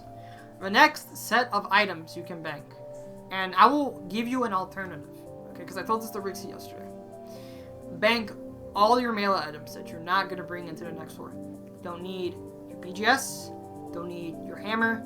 Don't need your scythe. You want to bank those items so you can get more pots, because normally everyone except the roamer is going to be hitting the next chest. So you want to make sure the space is empty. Or those spaces are empty so you get more pots. That's also the other good thing about chugging your stamina. An extra pot space. Blam. Can't wait for new mage offhand 5% damage. Kind of fuck. Yeah, dude. So, once you bank those items, then you bank your mage gear. Okay? Now, if you have an arcane, you can opt in to bring the arcane because it has extra defense at mutt. But if you don't have an arcane, then you can bank your book. Like Tongue of Fire, bank that shit. Right? As for the order of your mage gear, right? If you want it to come out exactly the way it does, right? Then what you would do is, so I never do this because it slows me down a bit. I don't mind when my mage gear coming a little bit fucked up. But what you do is you start from the bottom right of your mage switch, and you quickly drag your mouse to the left, bank those items, go up, continue to bank those items. Bam. Don't bank the Book of the Dead, you need that. That's one of those items you want to keep. So like, Tongue of Fire you can bank, try to keep your arcane, try to keep your Book of the Dead. I think if you're running Book of the Dead, you can have them like good them support. Now, I mentioned earlier there is something you can do, an alternative way of banking, right? So, what you would do is you would follow the same procedure, but you won't bank your hammer. You want to know when you bank your hammer? The bank your hammer last. Why is that? Why would I want to bank my hammer last? It's because normally, what you'll wear when you're getting ready to go in the hole is you wear your trident and your defender. So if you empty that space at the top, guess what ends up coming out? Your hammer. So then you can just put on your hammer and then blam. Your mage switch is just the way it was. But if you can't really be fucked to remember that, then not the end of the world. I'm pretty sure I didn't do it in this run, so you're gonna notice my sheet's a little bit fucked. I think it's gonna put like my weapon or whatever like right here. But you'll see. Like I don't really care. I just quickly fix it. And yeah, the other thing is like you see me quickly just doing like a quick horizontal switch to get my mage gear in.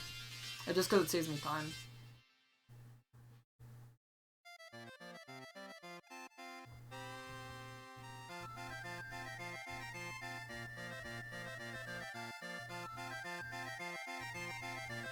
So I ended up being late here.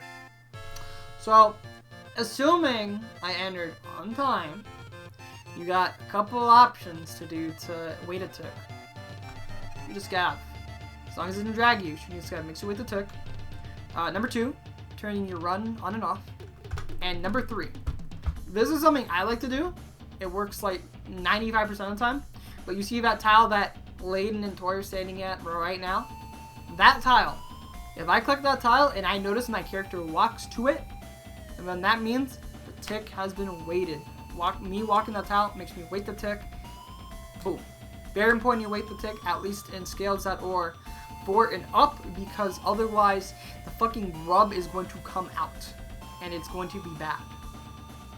In trios, duos, solos, doesn't matter. You have so much time to kill the portal before the grub actually hatches. But in this team size, the grub is dying very fast. So in that scenario where it gets stunned, you want to have someone bruise, get 3 flowers. And you want to do it quickly, because if you're too slow, you're going to have to get 4. But yeah, it's ideally people will bruise, because then they can sip their bruise instead of chancing death.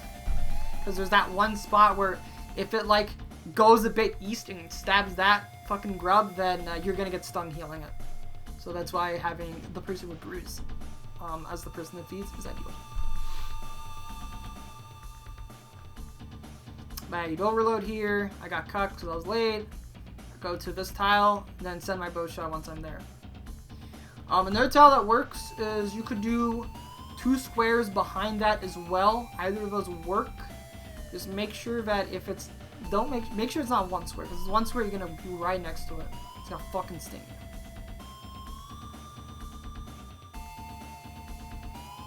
Yeah, so just do Vespa's normal. Skip your restore. Try to, if you have like some restore left over from your personal restore, drink that first. And then afterwards you sip your revive.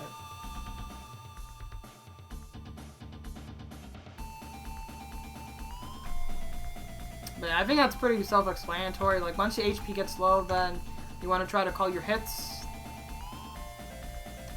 Now the one thing that I fucking hate, right, is you have those people that fucking call dead and it doesn't fucking die, bro. This shit's so AIDS. If you know that hit is gonna kill it, okay, call dead. If you're not sure and you just know you hit big, then just say big. That's it. This is baloney, people call it shit. Alright, so you notice here, I skip the chest, and I get ready to cross. So you're probably wondering, is that all the food I'm going to have for the next one? No. In a scenario that you need more restore, you can always tell like one of the overstockers to grab 3. Same thing with the chinner, right? I like having the chinner call out like, someone grab me an extra restore as well, because if they have to collect 2 items in the chest, there is that chance that they might lose ticks, right? So that's why I like having rid of the chinner. Only has to worry about getting bruised. And it's the overstockers that have to worry about getting bruised in the restores, because it doesn't matter if they're like a little bit late. They've got more time to play with, right? Even the telegrapher. Best pets and telegraph have so much time. It's ridiculous. Hey, what's up, Cinderus? Class is in session right now.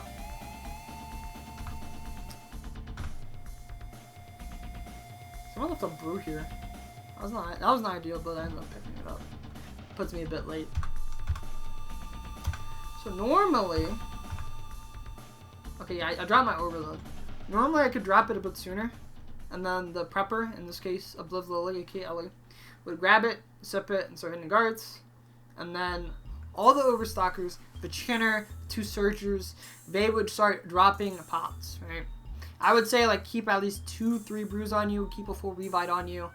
And like I said, in that scenario of, like, those really bad vesps, then that's when it's kind of ideal to have people bring 3 revives and not 2.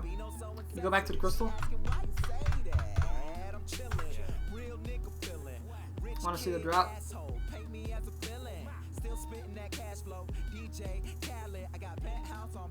Okay, I managed to do that perfectly, but I think I've got a better camera angle for tightrope now, thanks to our good friend Rixie.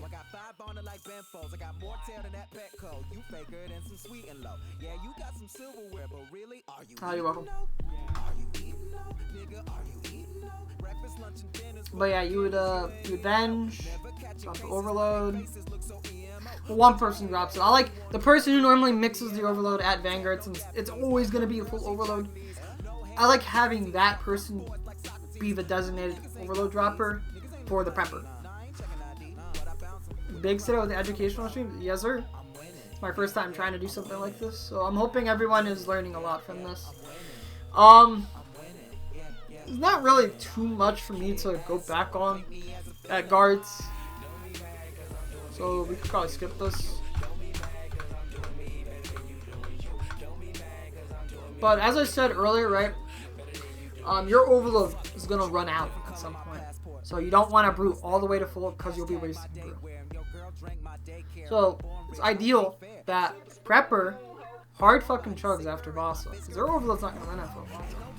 So that way, if they need to tank a hit, they can tank a hit. Yeah, I ended up messing up here and I fucking sipped again. So my HP's at 76.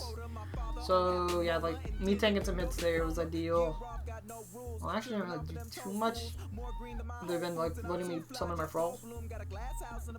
But yeah, my HP's too high, then I could easily venge. Step up to a Mystic. Blam, take some hits. But man, my HP right now is like looking kind of spooky. If I get hit too much, then that means I might have to brew down, because these fuckers can hit very hard. Like, yeah, this is danger. I'm in danger right now. Obviously, it's not ideal for me to have brewed down there, but it's either that or I'm changing death.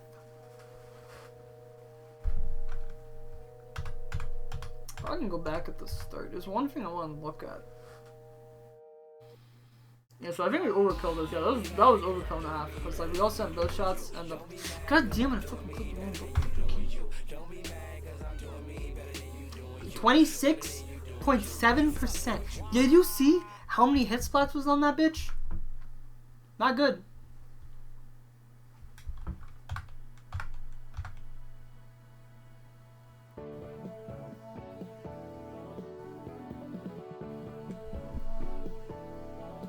So, very small note, right? So, for this Mystic, specifically, you don't have to run early to the door. You have plenty of time to run to the exit when the Mystic dies, right? Always, always, always try not to get it to move near the end, and make sure, at most, you are 1 square away from it. If you have it, like, diagonally trapped, you're good, right? If you're, like, 1 square of it, you're still good. But, ideally, you don't have it move, and you're close to it, because if it moves, then it's an extra tick for it to actually die, and you never know, that 1 tick might have been what you needed to like end the room just on time before another 4 tick check happens, because you could potentially lose another 2.4 seconds. Or, you could be lucky, and then right as it ends, like, boom. But, like, there's no reason for you to drag it. You might as well just use every chance you've got for the earliest 4 tick check. Always. Alright, so I enter on bad HP, 50 HP. I'm assuming I brew like once. Yeah, always play melee. I brew once, so I'm not in chance range from the initial hit, but I'm still in chance. And then I got smoked here. I guess I didn't get my melee or my range pay on time, because like here I would want to swap my range pay. I thought it was on time, but I wasn't. So now I'm in fucking chance of death.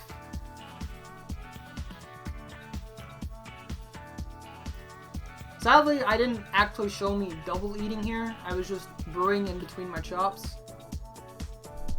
Speaking of which, let me see, do I lose a chop? First one is on 4, the next one will be at 9. So it's every 4 and 9. If you see that number change for whatever reason, I lost my chop. Okay, we're still in the cycle. Yeah, you don't want to click on that tick, you want to click before it, by the way. You want to just make sure you click one tick before. If you click on it, your cycle's gone. A spellbook swap right after my XP drop. And another thing to note, right?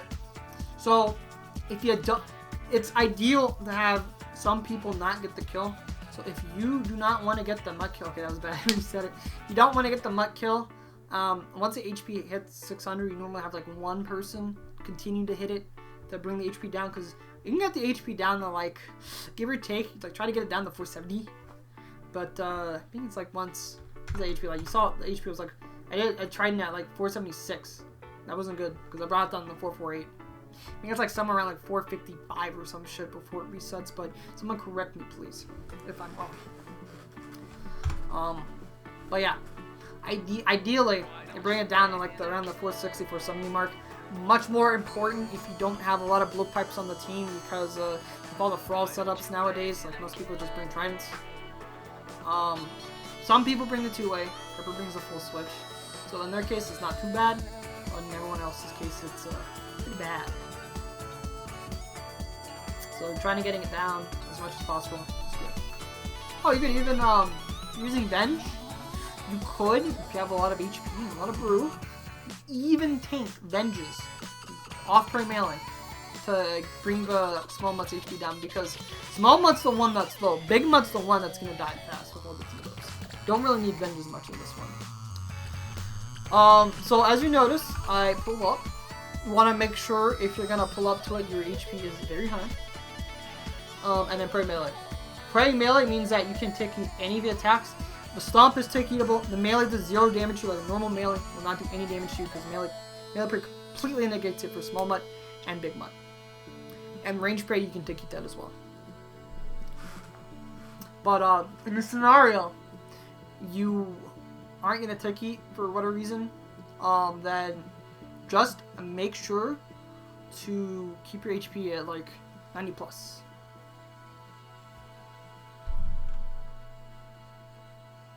And so here, as I said, I think I kind of trolled it. Did I have my sing on? I did not have my sing on. I had my hammer on. Oh, I know. I did have my sing on. Never mind. I guess in this scenario, me having my bow right there in that spot made it where my mage gear was kind of ideally in the spots that it came in. Otherwise, it would have been something like, it would have been mage gear and then the last out of my bank before mage gear. So in this case, never even thought about putting a T-bow as a placeholder in that scenario. Actually, that's actually a good idea. So you get more options, guys. You get more options. But I think in this scenario it was, fuck, I wasn't paying attention. Yeah, so an empty spot would have been, it would have been the BGS. That would be like right here.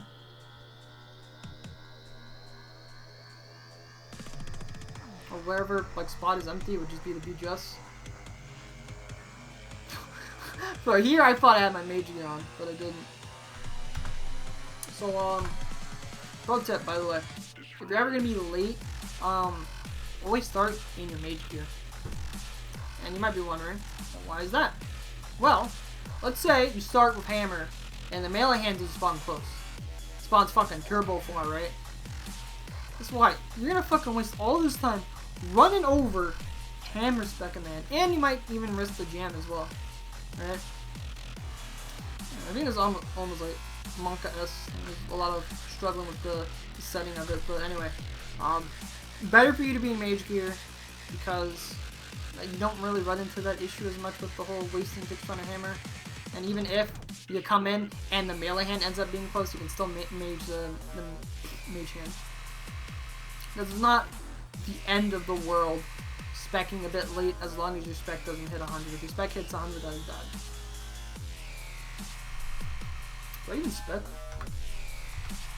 My shit's 100, that's not good.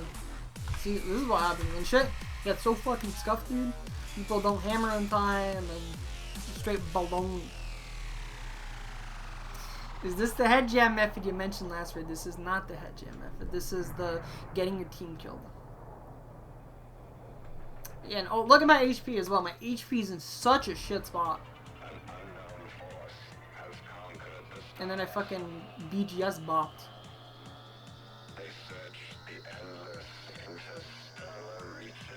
Missed an arrow tick down there too.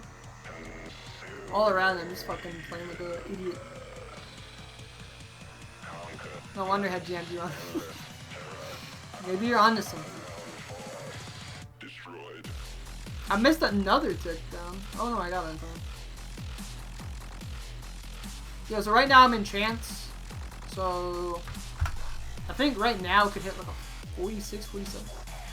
My hand is dead, so the max hit goes up a bit. Wait, what happened? What?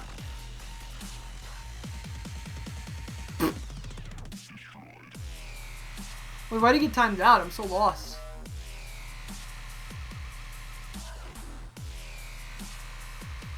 Alright, so normally as a non-prep roll, your overload, because you flame Ricks. Oh, I thought he was talking about me, not Rixie.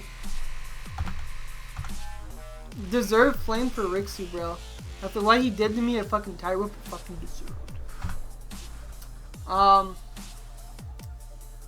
But yeah, this is normally around the time where people might need to re-overload. If shit is going like super fast, then sometimes the overload time might cut in a bit during this phase when you're maging. Which is kind of not ideal to have like a late overload like that, because it might mean you don't have as much time to get your HP up just off of bringing on your tick downs.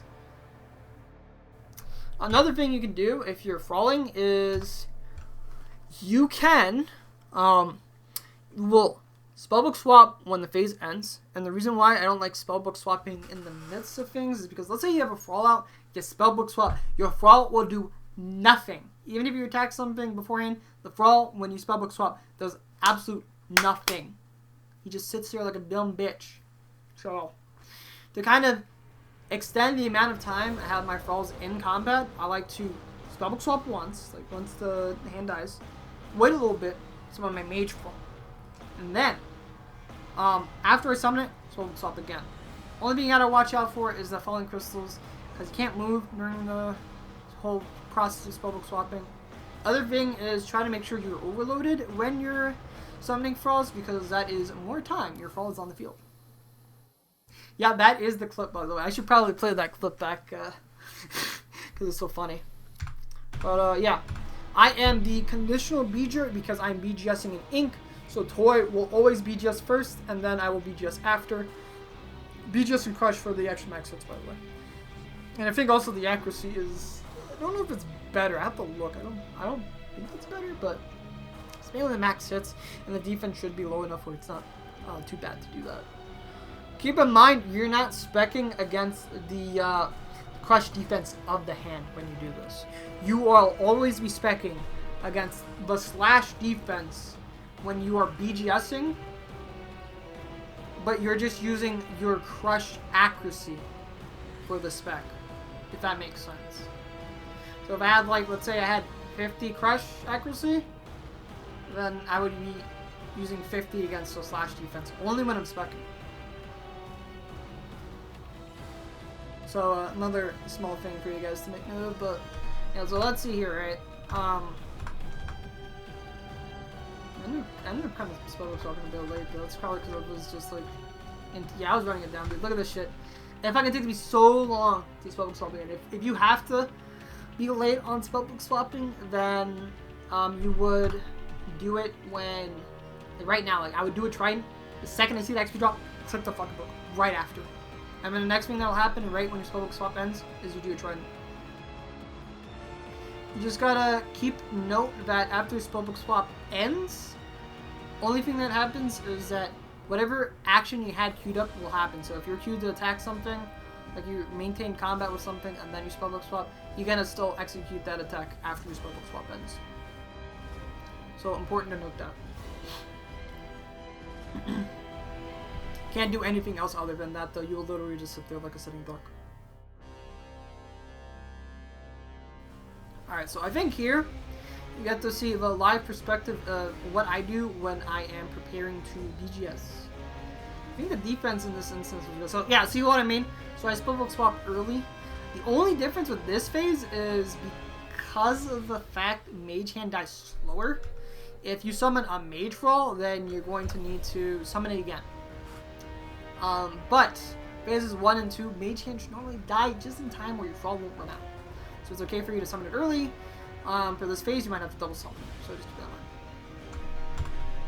Alright, so Piety on. I have my boots and my helmet on. One trident. 2 hammers hit. No one is psyching at the start, so all those hit spots you see, you can assume those are hammer specs. Any late ones will probably be Thralls if people have Thralls out, but otherwise the initial hits you see will be hammer spec. So I am Roamer, I have BGS, I'm camping with Toy to bring the HP down of the hand. But yeah, that's how you would handle it if you want to be absolutely perfect on BGSing the hand as soon as possible. Is you would do the 1 trident, then you BGS. If you're learning, doing 2 tridents isn't the worst. It's what I tell my trialists when I'm teaching people how to use BGS at home. I say, when you're learning, you can do 2 tridents. Gives you more time that way to see what the specs are. And makes it easier to not lose ticks when you're going from like those 2 tridents to hammer BGS. Sexy as that come, thank you, DK.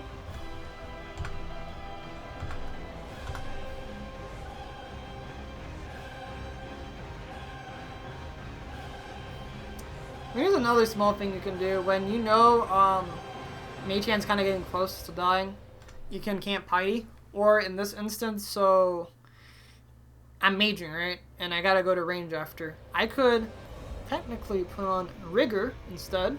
And that's just because Augury is absolute dog shit and only gives you a little bit of accuracy. It doesn't give you max sense. Obviously, you don't want to be camping like Piety or Rigor when you're maging the whole time. But if you're gonna do like 1 hit with it, it's fine. Like it is optional. That way you can just swap to like a fucking 2-way bow or something, and you would get like the absolute max hit you normally would get until they add like fucking Missouri's or some shit, or Void. If you're using Void for whatever reason, then that's when it's more ideal to do the full switch. But if you have to do a partial switch, 2-way and the Rigor is like, that is enough. But yeah, that is just an example of roaming. It wasn't the best example. And I think in a lot of these runs, like looking back at this, I can definitely make more improvements when I am transitioning from mage to melee. Because I don't remember to put my helmet and boots on until it's too late. I think it's just me being cocky and thinking like, I have plenty of time to put on my Piety and all that stuff. I don't, because my switches are bad. My switches are bad. So if you're a boomer making the switches like me, do that. Helm, boots, and then when it gets even closer to dying, camp Piety, Mage Hand dies, put on like a fucking 4-way or 6-way, whatever you're comfortable with. I think the best items to put on when you're going from mage to melee would be cape, gloves, ammi, weapon. But I just like having my envy laid out the way it is right now, because if I'm transitioning from any style to mage, then I still have a lot of accuracy. That's the main reason why I have it like that. I can forward tick a 4-way, but then it'll take me 2 ticks to change prayer. Yeah, so that's like, that's why it's ideal. Like then you don't have to worry about much. That's a good thing about CM, is I feel like it's CM you don't have to be as reactionary for a lot of stuff. It's all planned. So if you are good at planning actions ahead of time, then you will do good. Like you don't have to have crazy switches in the world. Good switches is good, but even with cracked switches, you can still play that. So let that be known. You don't need good switches. You just need a plan shift. Going for prayer first generally helps with that. Yeah. You can also do the right click prayer thing and then FP to inventory as well. I have done that sometimes with Vasa, but I think I've stopped doing that. I think the main reason why I stopped doing that is just because I just assumed the crystal's gonna die. Speaking of which, that is probably something I should probably get into this also. So let me go. Can I go to shamans? This is trail raids, but so let me go to shamans. Alright, so alright. So let's say you're gonna proc the loading line.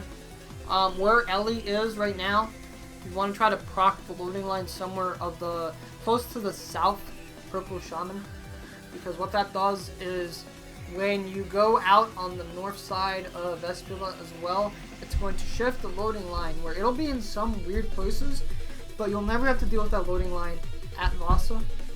If you're prep, you can't negate that shit though, and that's just because you rebot. So it don't matter if you're prep. But if you're any other role and you don't want to deal with that loading line, do this.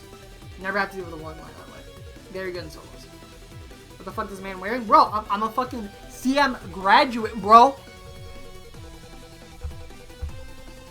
Teaching everyone else to be graduates as well. Okay, and now we go back to Vasa.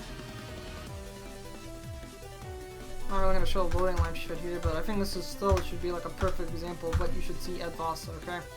So, 117 HP, bench, make sure you are kind of far apart from other people, because if you're kind of close, you might cut them with your boulder. How Vasa chooses targets, at least in the 5-man setting, is the most furthest east are going to be the ones targeted, I believe. But I always just assume that being next to anyone just means boulder. So I always pre-move a lot. Yeah, so here I don't have to deal with the loading line, but yeah, just send your 4 bow shots. Try not to lose any ticks, because it goes to southwest, because you're going to get cocked. Ha! Ella lost a tick. What a noob. And the other thing is that if people are off tick, then the crystal kind of dies at a weird timing. Everyone being same tick for the claws makes it really easy to gauge, like, is this shit gonna die? Otherwise, it's just like, it can lead to a lot of people getting bouldered because of people being off ticked. Might make it where people do partial switches as well. Like in a 5-man setting, that shit should normally die a lot of the time, but people clawing late can really throw people off. The spellbook swap setup good in solo CM? I believe it is. I haven't done it myself, but I've heard it is good. But yeah, haven't used it yet. Yeah, then go. Yeah, I think the only downside of it is you gotta reset a lot more tectons. Without Mage Cape, I think you want to use Mage Cape. I don't think there's a setup for Frawling outside of that setup, but who knows? Maybe we just need someone to reverse engineer one. Alright, Rexy, Cinder's get in the lab right now.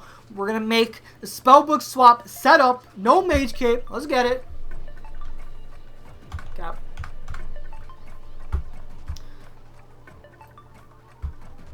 Alright, well, we got one more VOD to work with.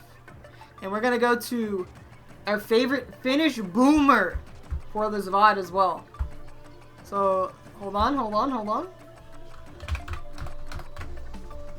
So as always, big shout out to the man, my solo CM coach, the grand Finnish boomer himself, Rixie. Not following him, he always streams some Pogton solo CMs. Always fun to watch. Listen to the fucking Finnish jams and looking at his V2 tile.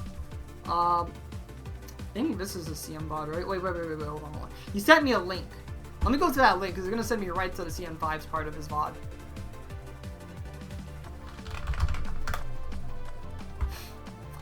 Yep, this should be it. Yep, this is it. Alright. So this is going to be the last VOD that we end up looking at. This will be a chin VOD. So, anyone has any questions at all in regards to chinning or anything like that, feel free to ask me. You also get to see what the chin overstock looks like as well.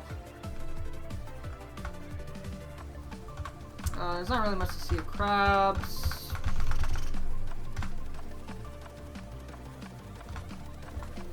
He pulls up here, right? Yeah, so like when ice is about to die, like there's your pull up right there. Good thing to do. Lost a tick, so he might get cum on it. I actually lost 1 tick, so I think he's not gonna get cum on. Yeah. If you're gonna lose any more ticks than that, you're gonna get cum on though. So he's using thralls. So in the scenario, if you're like late on summoning your like spellbook swapping, you can always ask one person who's not in that same boat to do the same thing. Like just tank for you, and then you can spellbook swap from safety. Oh, sorry, I was getting ahead of myself. What's up, Brady? What's the question we got here?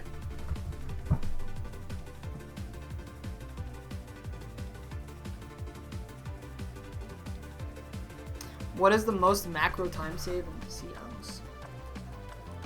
Macro. Huh. Probably not losing ticks and maintaining 120s would probably be the biggest macro things that I can think of. Not losing ticks, getting your prayers on. Then when we're going in the more micro department, it would be like trying not to drug NPCs, pull up to shit, don't overkill. Well, overkill could be like a huge time save. So it all depends. I guess banking as well. Yeah, banking would be pretty big too.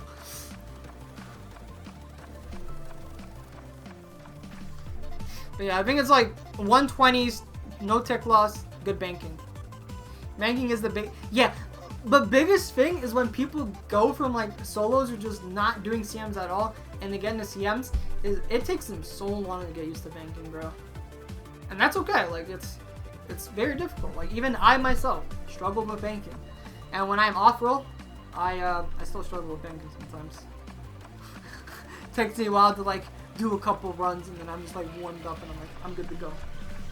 So in this sense, he grabbed Nox. I like to have Nox planted south and Buchu planted north. Okay, he goes close.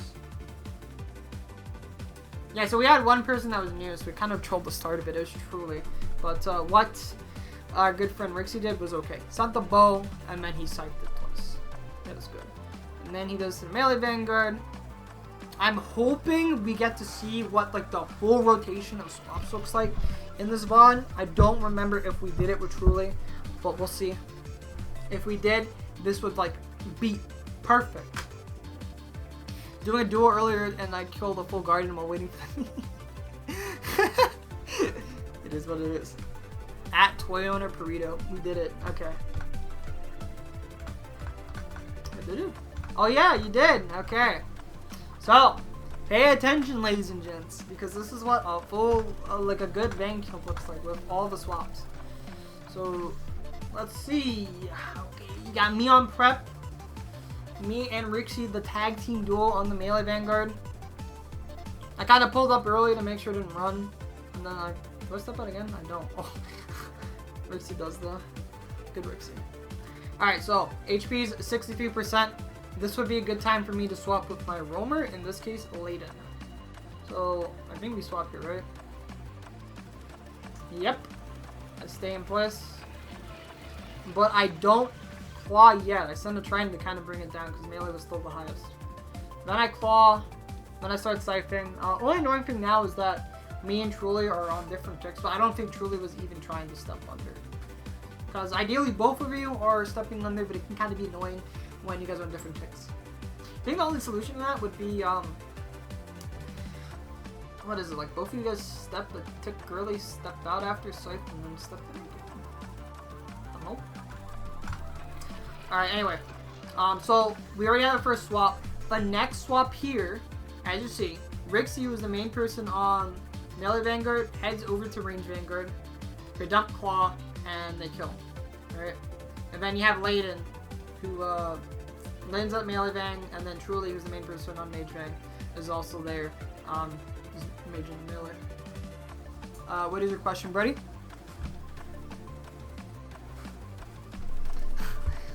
the fuck is that? What would your advice to someone trying to get into max of team CMs on how to not be a fucking shitter? Send a lot of CMs. That is it. Your team just needs to be patient. Because there's a lot of stuff that comes with CM5s. Like, you just have to send runs to get good at it. You're gonna learn some stuff in solos, right? But team CMs is still somewhat different compared to solos. Like, you could learn how to maintain your chops like solo Cox or solo CM and mutt. A little bit more scarier when it's CM, but it also gives you more of an accurate experience when it is CM. Especially solo CM, because you're the only person getting dicked on in solos. So in that sense, it's a real test to see, can you survive and maintain your chop cycle?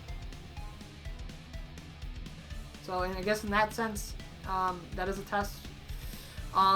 Banking, I've been learning how to use the chest, but again, banking is different.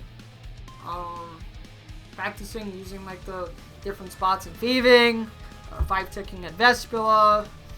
The list goes on. Some of the stuff overlaps, but there's still some stuff that's different. Prime example would be bringing Rixie in the CM5s. He messes up banking sometimes, but like I said, it's a learning experience. Thank you for the advice, no problem. I'm appreciative of the questions. Like, I love these questions. These are good. These are good. If anyone else has questions, like, throw them out, baby. Throw them out. Okay, so our good friend Rixie is a bit lost in time and space, but you grab the 3 revites, you grab the 1 brew, still has a 3 dose. I think he forgets his axe here. He forgot his axe, and that's just because of the amount of fucking runes that he has. So when you're using like one of these fall setups, you don't have as much space because of the fucking runes. If he did not have that 3 dose brew, he would have been fine. But he had the 3 dose brew, and it is what it is. All he had to do was just notice it early on, and he would have been good. But it is what it is.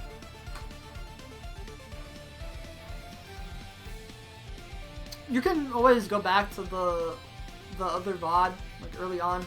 I went over some stuff, but I feel like some stuff I missed out on, so like some of the information might be a little bit sporadic, all over the place. So that's just one thing I gotta work on a bit, making sure that when I actually hit some of the rooms, I said everything I need to say in that room and just called it a day. But anyway, so he has that 1 brew. He chugs it. He's eating the sweets. Being with the amount of restore he has, he's okay. That with the combination of the enhanced should be fine. I think the only scary part is since he had like 0 prayer, he sipped it once, might be bad. If like me as the prepper needs more restore, but other than that, it's okay. I think it's okay. If you're ever like trying to figure out what should I do with like a 1 dose brew or 1 dose restore, kind of depends on the prep. So if you have like one of those like really low prep, then it might be like ideal to bank those. But if you know your prepper is making a lot of brew, normally I make a lot, then you can drop the 1 dose and it won't really hurt you. Whether it be revite or brew, like I always try to make like extra for both. And good friend Rixie here had to hit the chest at the end, but other than that, his overstock was good. He grabbed all the brews he needed to grab. So you'll notice here, like, he does his 1 hit, starts dropping brews. Oh, there is one other thing. Okay, so let me go back. I have a chin video, right? That goes over all the spots you can use. So this is the side-by-side one, which is the only spooky one. Look where he's standing right now. So I think that mark tile he has also works, but you can also stand here, and it also does the job perfectly. He's only getting hit twice because there's 2 stacked on top. I didn't realize that you could do that, but so you see right there, he threw that 1 chin. He froze another chin here, but I don't think he needed to do it because like look when he froze the chin, like he froze it after the Keystone Crystal gets dropped. Plenty of time, as long as the telegrabber isn't late, for the crosser to hit the rope back and not get railed. I guess that was just him being safe. He didn't get railed, but there's that off chance that he might get like use extra brew there. Yeah, scared of gun down V2. Okay, that's fair. PTSD is a beautiful thing. Rage XP. IZ. Whoa. I fucking I guess the multiplied XP isn't good enough for him. Another thing, and you can make note of this as well, Rixie, okay? So, after you throw that last chin, right, what do you do? I want to see if he answers this. What do you do after you throw that last chin? And I'm not talking about, just imagine you have the axe in your envy. Run the best? No. Run the best?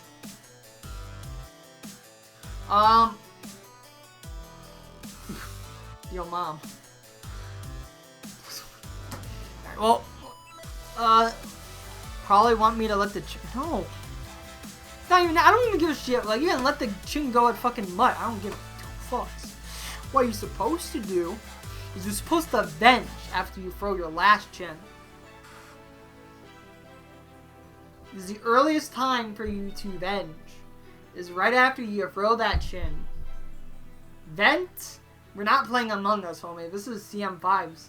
Yeah, but yeah, you should venge afterwards. That is something I started doing more, but sometimes I forget. But it's just nice if you venge right then and there, because you'll get your venge as soon as you hit guards. So that's just like boom, you get to venge another person. Having those extra venges is good in the case like you get fucked in the ass with guards, because those dickheads pop venges harder than fucking kids popping pinatas for candy. Fucking hungry, bro. They haven't been fed in ages. And they see that fucking pinata and they grab their stick and just fucking destroy it for those fucking Smarties and Starbursts. I don't know where I'm going with this fucking shitty ass analogy. just ignore me. Oh shit! Appreciate the fucking gifted sub, Brady. Toy, welcome back to the tool shed, brother. Ben that boar het kado. Aki would kill me if he heard me try and pronounce that. Anyway. Dutch is not my forte. Okay, so our good friend is at 95 HP. Does he brew one more time? Oh, right. This was the incident where we didn't fucking pick up pods. This threw us all off the fucking schedule. Yeah, this was not ideal. The Venge here was fucking in the bin, but that was just because... So the only annoying thing is Prepper won't be able to get a lot of pots, so it's ideal if people who dropped a lot of pots. If the guard's about to end, they still see a lot of pots. Pick them up. But yeah. Other than that, everything was good. He dropped a lot of pots in the appropriate spots. But yeah, this is probably not the best Vasa example because of just a lot of baloney. He spellbook saw it too. He lost ticks because of that. But I will note this, right? So you see what he's doing? He's utilizing being outside of Vasa's range, which I think is something that a lot more people should do. Because if you send your last bow shot and you're still like kind of far away from Vasa, just as long as you're still a little close to the crystal, you'll still claw it on time. And there's like no chance of you getting griefed. Unless it's that one dickhead that's like between you and the fucking crystal. Fuck that guy, dude. Fucking hate that shit. I'm gonna fucking cut their dick off. I'm gonna cut it off, mount on my back wall, just like I mounted the fucking shamans during the forbidden hot tub stream, dude. Fucking put their cock on the wall. Fuck them. Fuck them. Okay. So, I don't really think there's too much more for me to mention for Mystics. However, what if I told you there's an Omega micro thing I'm about to go over right now, and I was glad that I saw this in Richie's thought, okay? One person ended up trolling him. You can make the argument, that everyone should have pulled up sooner, right? But I think people were too busy grabbing pots for the decent cock, right? So I was the only person that pulled up, right? And look what I did, right? So you might be wondering, why the fuck did I run back, right? My plan was to pull the Mystic back so that everyone could hit it without losing ticks. Why didn't it get dragged back?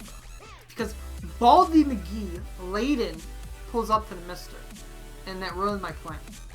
But then again, like, you can make the argument and say, well, this is what happens when everyone is late. But this was just me trying to save that from people losing ticks. So that's like an Omega Turbo Micro thing.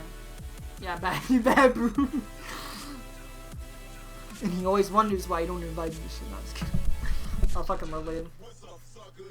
But yeah, that's turbo micro shit. It's nothing like, it's not make it or break it. Like, you can make the argument and say, hey, like, everyone should have pulled up sooner. Another thing to note is, there might be that time where you got like, say 2 mystics here, right? 2 mystics stuck there. You got 1 there after you kill this one. So what do you do when you have that formation? Everyone needs to book it early. That's what happens. Everyone wants to book it early. As you're running through, click the one at the exit once, because then it means that whatever mystic is left right here, lower chance that it's going to die. Because if you are all hitting it the whole time as you're running through, there's a chance you'll kill it and there will be overkill. Bad. Very bad. So if you can, as you're running through the exit, tap this guy once, or even this guy once. Like whichever one you can hit at the exit, then tag the one in the middle. And if you know someone is super far behind, even leave the purple guy alive. Let the really far person finish it off. Those are just things to consider at Mystics. Promo nice Misty. Bro, Rixie's getting fucking flamed today, baby. Just you wait till Rixie gets the fucking CM wreck and he fucking misses a Billy Ticks. Mutt entry was good. Oh, I think this is a perfect example. Look at this. This man is sitting on 67 HP for a fucking millennia. 47 HP. This is bad. He could fucking die. Like, I've watched people die walking in with like 60 HP, and this guy's camping 47 HP, bro. So, there's no point to sit that low. This is the room that being 120s does not fucking matter, right? As long as you're chopping the tree, small moments of life, brew the fuck up, and then after you brew, like sip and restore. Again, I will show you guys something you can do when you're brewing and cutting the tree, so you're not losing as many chop cycles. I'm gonna have to pull up my solo VOD because I didn't do it in any mutts. Like I couldn't find an example of doing it in any of my mutts in a team, sadly. But yeah, I'll show you what to do. But yeah, you would always try to like brew after your chop when you see the XP drop, or after the counter, right? If you're using report button with text on like me, right, you can rely on that. After you see that number, assuming you don't lose any of your chop cycles, sip your brew. You can also click mutt and do it like a trident hit. Do it again. Just repeat over and over. Sip, brew, trident, hit the tree, repeat over and over. Yeah, that's it. You just want to make sure though, like, try to get into mutt with like full HP. And if you do brew down hard, stats are low, simple restore to get your mage back up. What's the question, Brady? I need to like stop like repositioning myself because I'm like, it's like I'm fucking up my camera angle, like just fucking moving around like an idiot. So when you're going from mutt to ohm,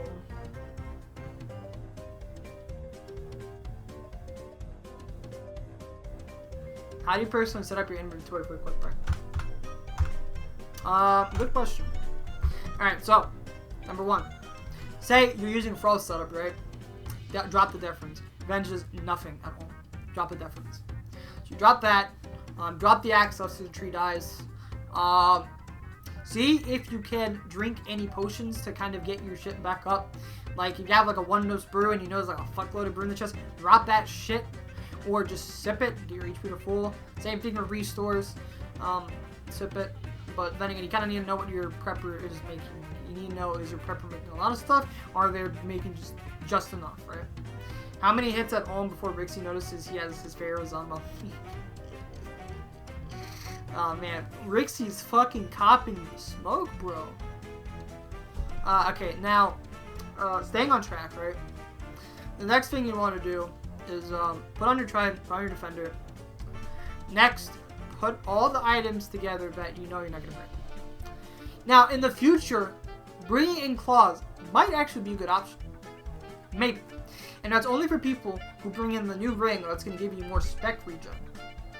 But we're not at that point yet. So for now, I'd say the only time you'd even have an opportunity to utilize claw spec is during a really bad ohm. We don't play for bad ohms, we play for good ohms, baby. So you would put try to put your items in your bottom. Your claw, your salve, pickaxe. Bank those shit so you hit withdraw all. Bank those items quickly. If you notice that, okay, so let's say that you notice like in the spots that would normally be your mage spots, you either have gear there that's not supposed to be, or you just have pots. What that means is when you hit withdraw all, you're not gonna have enough space. So what do I do then? Bank your items, like the items you don't need. Try to grab your shit, grab those items that are still in there, and then readjust your NV as you're going down the hole. If you still can grab a pot, hit public, grab one more pot, but yeah. Let's see what happens here. So, remember what I told you about what you can bank the hammer as your last item? So, Rixie almost did that, but instead he did with his scythe. So, look what happens here. He has his trident on, he has his defender on, he has his book and ring where it normally is. So, imagine instead of a scythe, it's a hammer. But so, this is good because you can just quickly put on his major. Blam, done, easy. He also trolled because he fucking banks his brew for some reason. He banks the deference too. Keeps his claws as well. That's another item he can bank. So, yeah. Let's see what he does. I think he enters in mage gear, which is good. Like, look. So he steps out, because if you try to click it, it's gonna drag you, so you won't be able to insta-trident. Kind of just trolls them the spec, but loses a tick and baloney. It's kind of baloney. Truly comes in late and causes the jam, but I think we're still set. Yeah, we're still set. If you're ever not sure if you're set, just remember when the head turns, if a special happens and it looks at melee, you're not. You are set for mage. But if it looks at mage and the special happens, you're set for melee.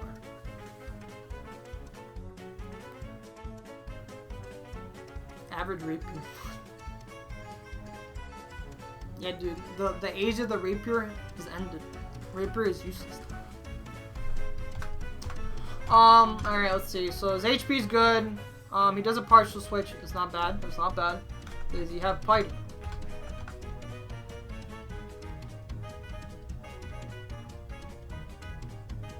He does. This guy's too good! Rixie's too good, dude! Why does he cop the smoke here, though? Hold up. The only thing here is I think I already went over some of the stuff he could have done to, you know, have his shit ready for brawling. As I said earlier, like, try to double spellbook swap during transitions. Alright, he takes a big hit here.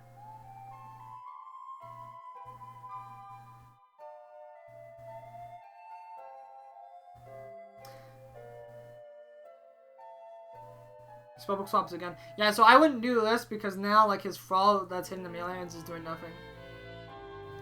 I think he tick-ate and he lined it up with the tick down. Hold on. Let's see. Never mind. I don't think that was the case, but he still Bruno's tick down. He's in a spot where he needs to tick. He has a lot more time to do so. If you're right on the thumb, you don't have as much time. The only way you'd have time is step far away. So, in this case, you're on thumb. You would want to run. Either you run where Rixie is, or if you're afraid of causing burns, or like baloney with flame walls, all that shit, then you would go from west to east. You just gotta be aware. You don't want to lose ticks, but there are times where you can run in the run away from the melee hand, or even run in the middle when you're in the melee hand, and not lose ticks, and take no hits as well. That was a chance. Okay.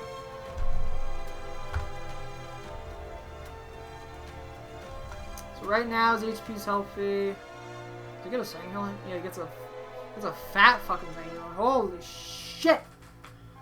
If your HP isn't around the 70 mark though, you know what the drill is. Run your tick downs, and hell, I would even argue like brewing even more, but it all depends on what people are prepping, because the less people prep, the less reliant you need to be on not getting railed, and less reliant on Sang Heals, sweets, etc. I think normally the preps that I do, which is like 27, 28 brews like most of the time, that's normally not an issue. So I think people could even go to like 90 HP or something. People really want to get some Sang Heals though, then that's why I say like 70, 80 HP. if you know you're gonna go back on the melee hand though, then like, doesn't hurt to brew even more on your takedowns. Try to get your HP higher because you don't have any healing source in CM5s unless you're using Bando's Blood Fury. I guess after this, there's some very small micro things I can show at home. Just to improve people's own gameplay. I think I already went over like things that you can do to improve your transitions, right? Whether it be partial switches, turning on your prayers, etc., etc., etc. Making sure HP is kind of high, stuff like that. And also, if you're on bad paint worlds, making sure you're spam clicking on the hand if you need to spec ASAP. It's more for like people that are specking with So here, you saw he did his hammer 3 cipher in the middle. Good.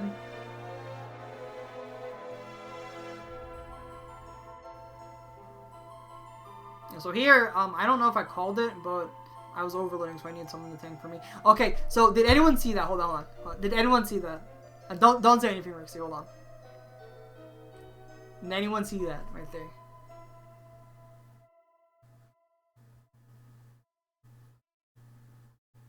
I want to know if anyone saw exactly what I saw. Yeah. Where is that bomb, though? Where's that bomb? Is the real question. Where's Waldo?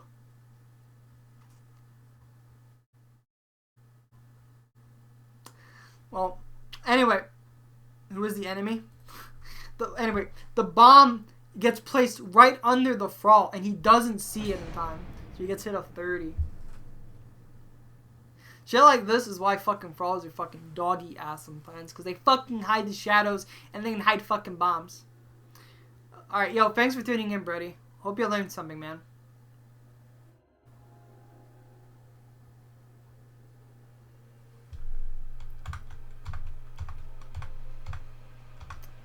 Yeah, we didn't do anything special for head phase.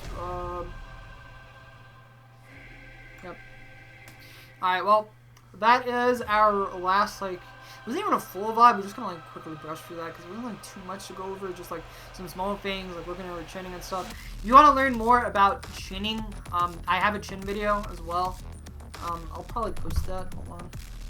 But before we go, like I said, there were some really micro things I wanted to show. So we can do that really quick, and then we will call it for the night. Then again, I just want to say thank you everyone for tuning in. This was pretty fun to do a educational CM stream. So to all my non-CM graduates, I think what they say is fucking put your tassel on the, was it the right side? Yeah, fucking throw that shit on the other side, homies. Y'all graduated, baby! Now we need to fucking go in CMs and actually practice this shit, alright? If I did it in the reverse order for the tassel, then it don't fucking matter, dude. It's my fucking university, dude. University of CM, baby. I make the rules here. Right, let me get the last VOD out. So this is for my PB, by the way. So I'm gonna show you guys head jamming and a very small thing you can do when you're more comfortable in CM5s, right? And that's going to be pre-moving and running in the middle to negate damage. Very, very good tool. I think for people who are experienced in a Scythe world, this will make more sense. It's hard for me to explain it because I don't know the exact tick cycles. I just go off of muscle memory. So that's the best thing I can do for this. Let me pull up this chin ink thing really quick. Here it is.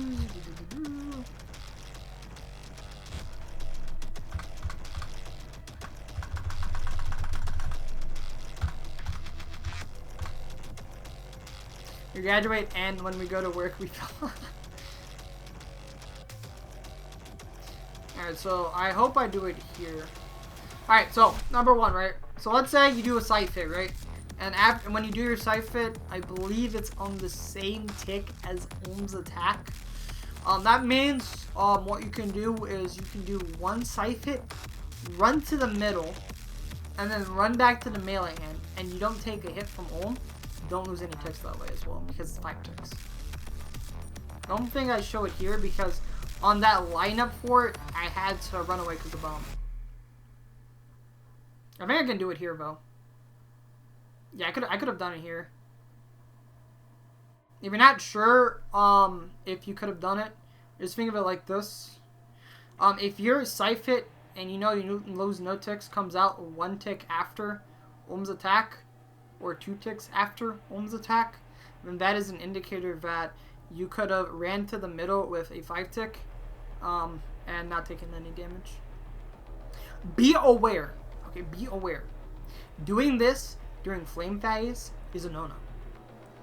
And the reason for that is because if someone is on the thumb and a flame wall happens because of that, and you're in the middle, there is that off chance you're not going to be able to hit them for a while. Which is bad. I just entered and I already fucking love what's good. Yeah, we are finishing up our School of CM, but I'm trying to see if I can find an example of me doing the run middle shit, because this is like a really good, this is like super micro, but it's free damage reduction, bro. I don't know what the exact stats are on it. Yeah, like see right there, me and Chi both did it there. So like watch, so my attack comes out right here. I still had 1 extra tick to work with as well. But yeah, you'll see me also do like a lot of crazy ass pre-moving, moving away, moving back and shit. And it's just force of habit. I like to pre-move a lot when to like spots where people aren't standing, because that way it's just like I don't have to worry about the crystals. It's just because I kind of used to all the timings of Olm. Like, I'll give you an example, right? Olm does an attack. 4 ticks later, assuming like it's just like the second attack in this like weird ass cycle. 4 ticks later is when a special is gonna happen, right? So there's 1 attack here, like watch. Doesn't attack. 4 ticks later, crystals come out. Blam. Shit like that. It's just like you do this shit over and over again, and you get used to the timing. So this is bad, because this is me like being used to my force of habit of being like always mage tank. So in this case I should have done the 1 hammer 3 scythe, because I'm not a main mage tank. But yeah, force of habits. So instead I did my 1 hammer and ran straight to mage side, which is still a good thing. If you're not gonna mage tank, then blam, just mage tank. Are you blood fury? No, we do not use blood fury in these runs. Blood fury is bad. You do not need blood fury unless you're bandos, and even then, like I was really on bandos. But yeah, that's the basic principle of running in the middle. Only thing I can say to like kind of get better at that is just try it. That's it. Just try it. All right, now head jam. Head jam. What the fuck are we doing here, dude? Head jam is the principle of keeping set in the middle, and this is good because if it spawns blue pools, everyone can get them. Now, you see where Lucid's standing? He would want to stand a little bit further down, so a little bit more east when I'm looking at the compass. The reason for that is because the pools would normally be placed dead in the center, right? They'll be dead in the center, but they can also kind of be pushed back like further in the, like all the way in the back, all the way east, all the way west. And if you're standing like right in the front, you're not gonna make it in time. So if you want to guarantee you're gonna be able to make it to all the pools, then you can do it like that. Alright, now let me go into the science behind head jam. Why is it looking in the middle the way it's looking, right? Like, what are we doing to make it where only 1 person is tanking and not all of us, right? So Olm is doing a check after it does an attack, and then okay, well, assuming there's a person like in the middle. If there's no one in the middle at all, right, when it's about to do another attack, he's gonna turn, right? He's gonna early shock. But if there is someone in the middle, he's going to do his attack. 4 ticks after the animation starts, he does another check, right?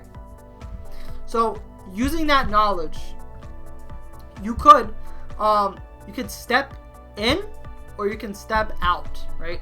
Just as long as you make sure you step inward for that check. The other thing that I realize you can do more of as well, it makes it easier for you to run to the middle, is that on some of those cycles, right, you can sit in the middle. So you can sit 2 squares in the middle and do like a bow shot, step out and go back in, right? So this is like super duper max F shit. Wouldn't really worry too much if you're doing like casuals, but if you want to get into like some mad ass speed running shit, this is a really good strat to use. Head jamming is really good. Tell your friends, tell your family. I think it's definitely worth doing. I mean, I've seen some teams just not give any fucks and they say, oh, well, we can always make the pools. Fuck no, bro. There's a blue pool sent to fucking Turbo Narnia on the other side. And you're like sitting on maid side and it's on the melee side, you're not gonna get to it, dude. This just makes it much more easier. And the other thing is, you could also do the 2 squares in, and your bow is traveling as soon as it could if you were standing right in the middle, right up to the head.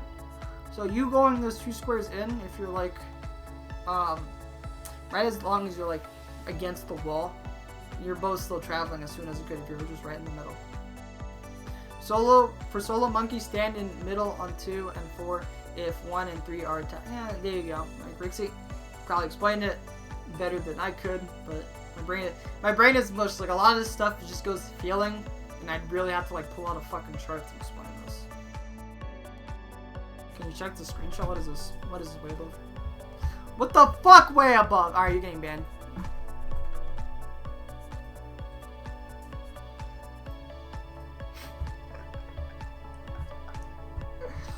Fucking bro, look at this shit, bro. You fucking put a weight water on my goddamn screen. Are you serious, man? Yeah. Anyway, does anyone have any more questions? Does anyone want me to go back to any parts or explain anything before we call it for tonight? Because I will be taking any last questions in regards to this shit. So any questions? Can we do hard mode? I'm not doing hard mode time right now, bro. It's 10:30. Probably gonna go to bed. I gotta wake up like turbo early tomorrow because we got a fucking OSRS beta, and I gotta go back to Olive Garden for the interview. Can I give you a hug? Sure, man. You can send me a burrito on my DMs.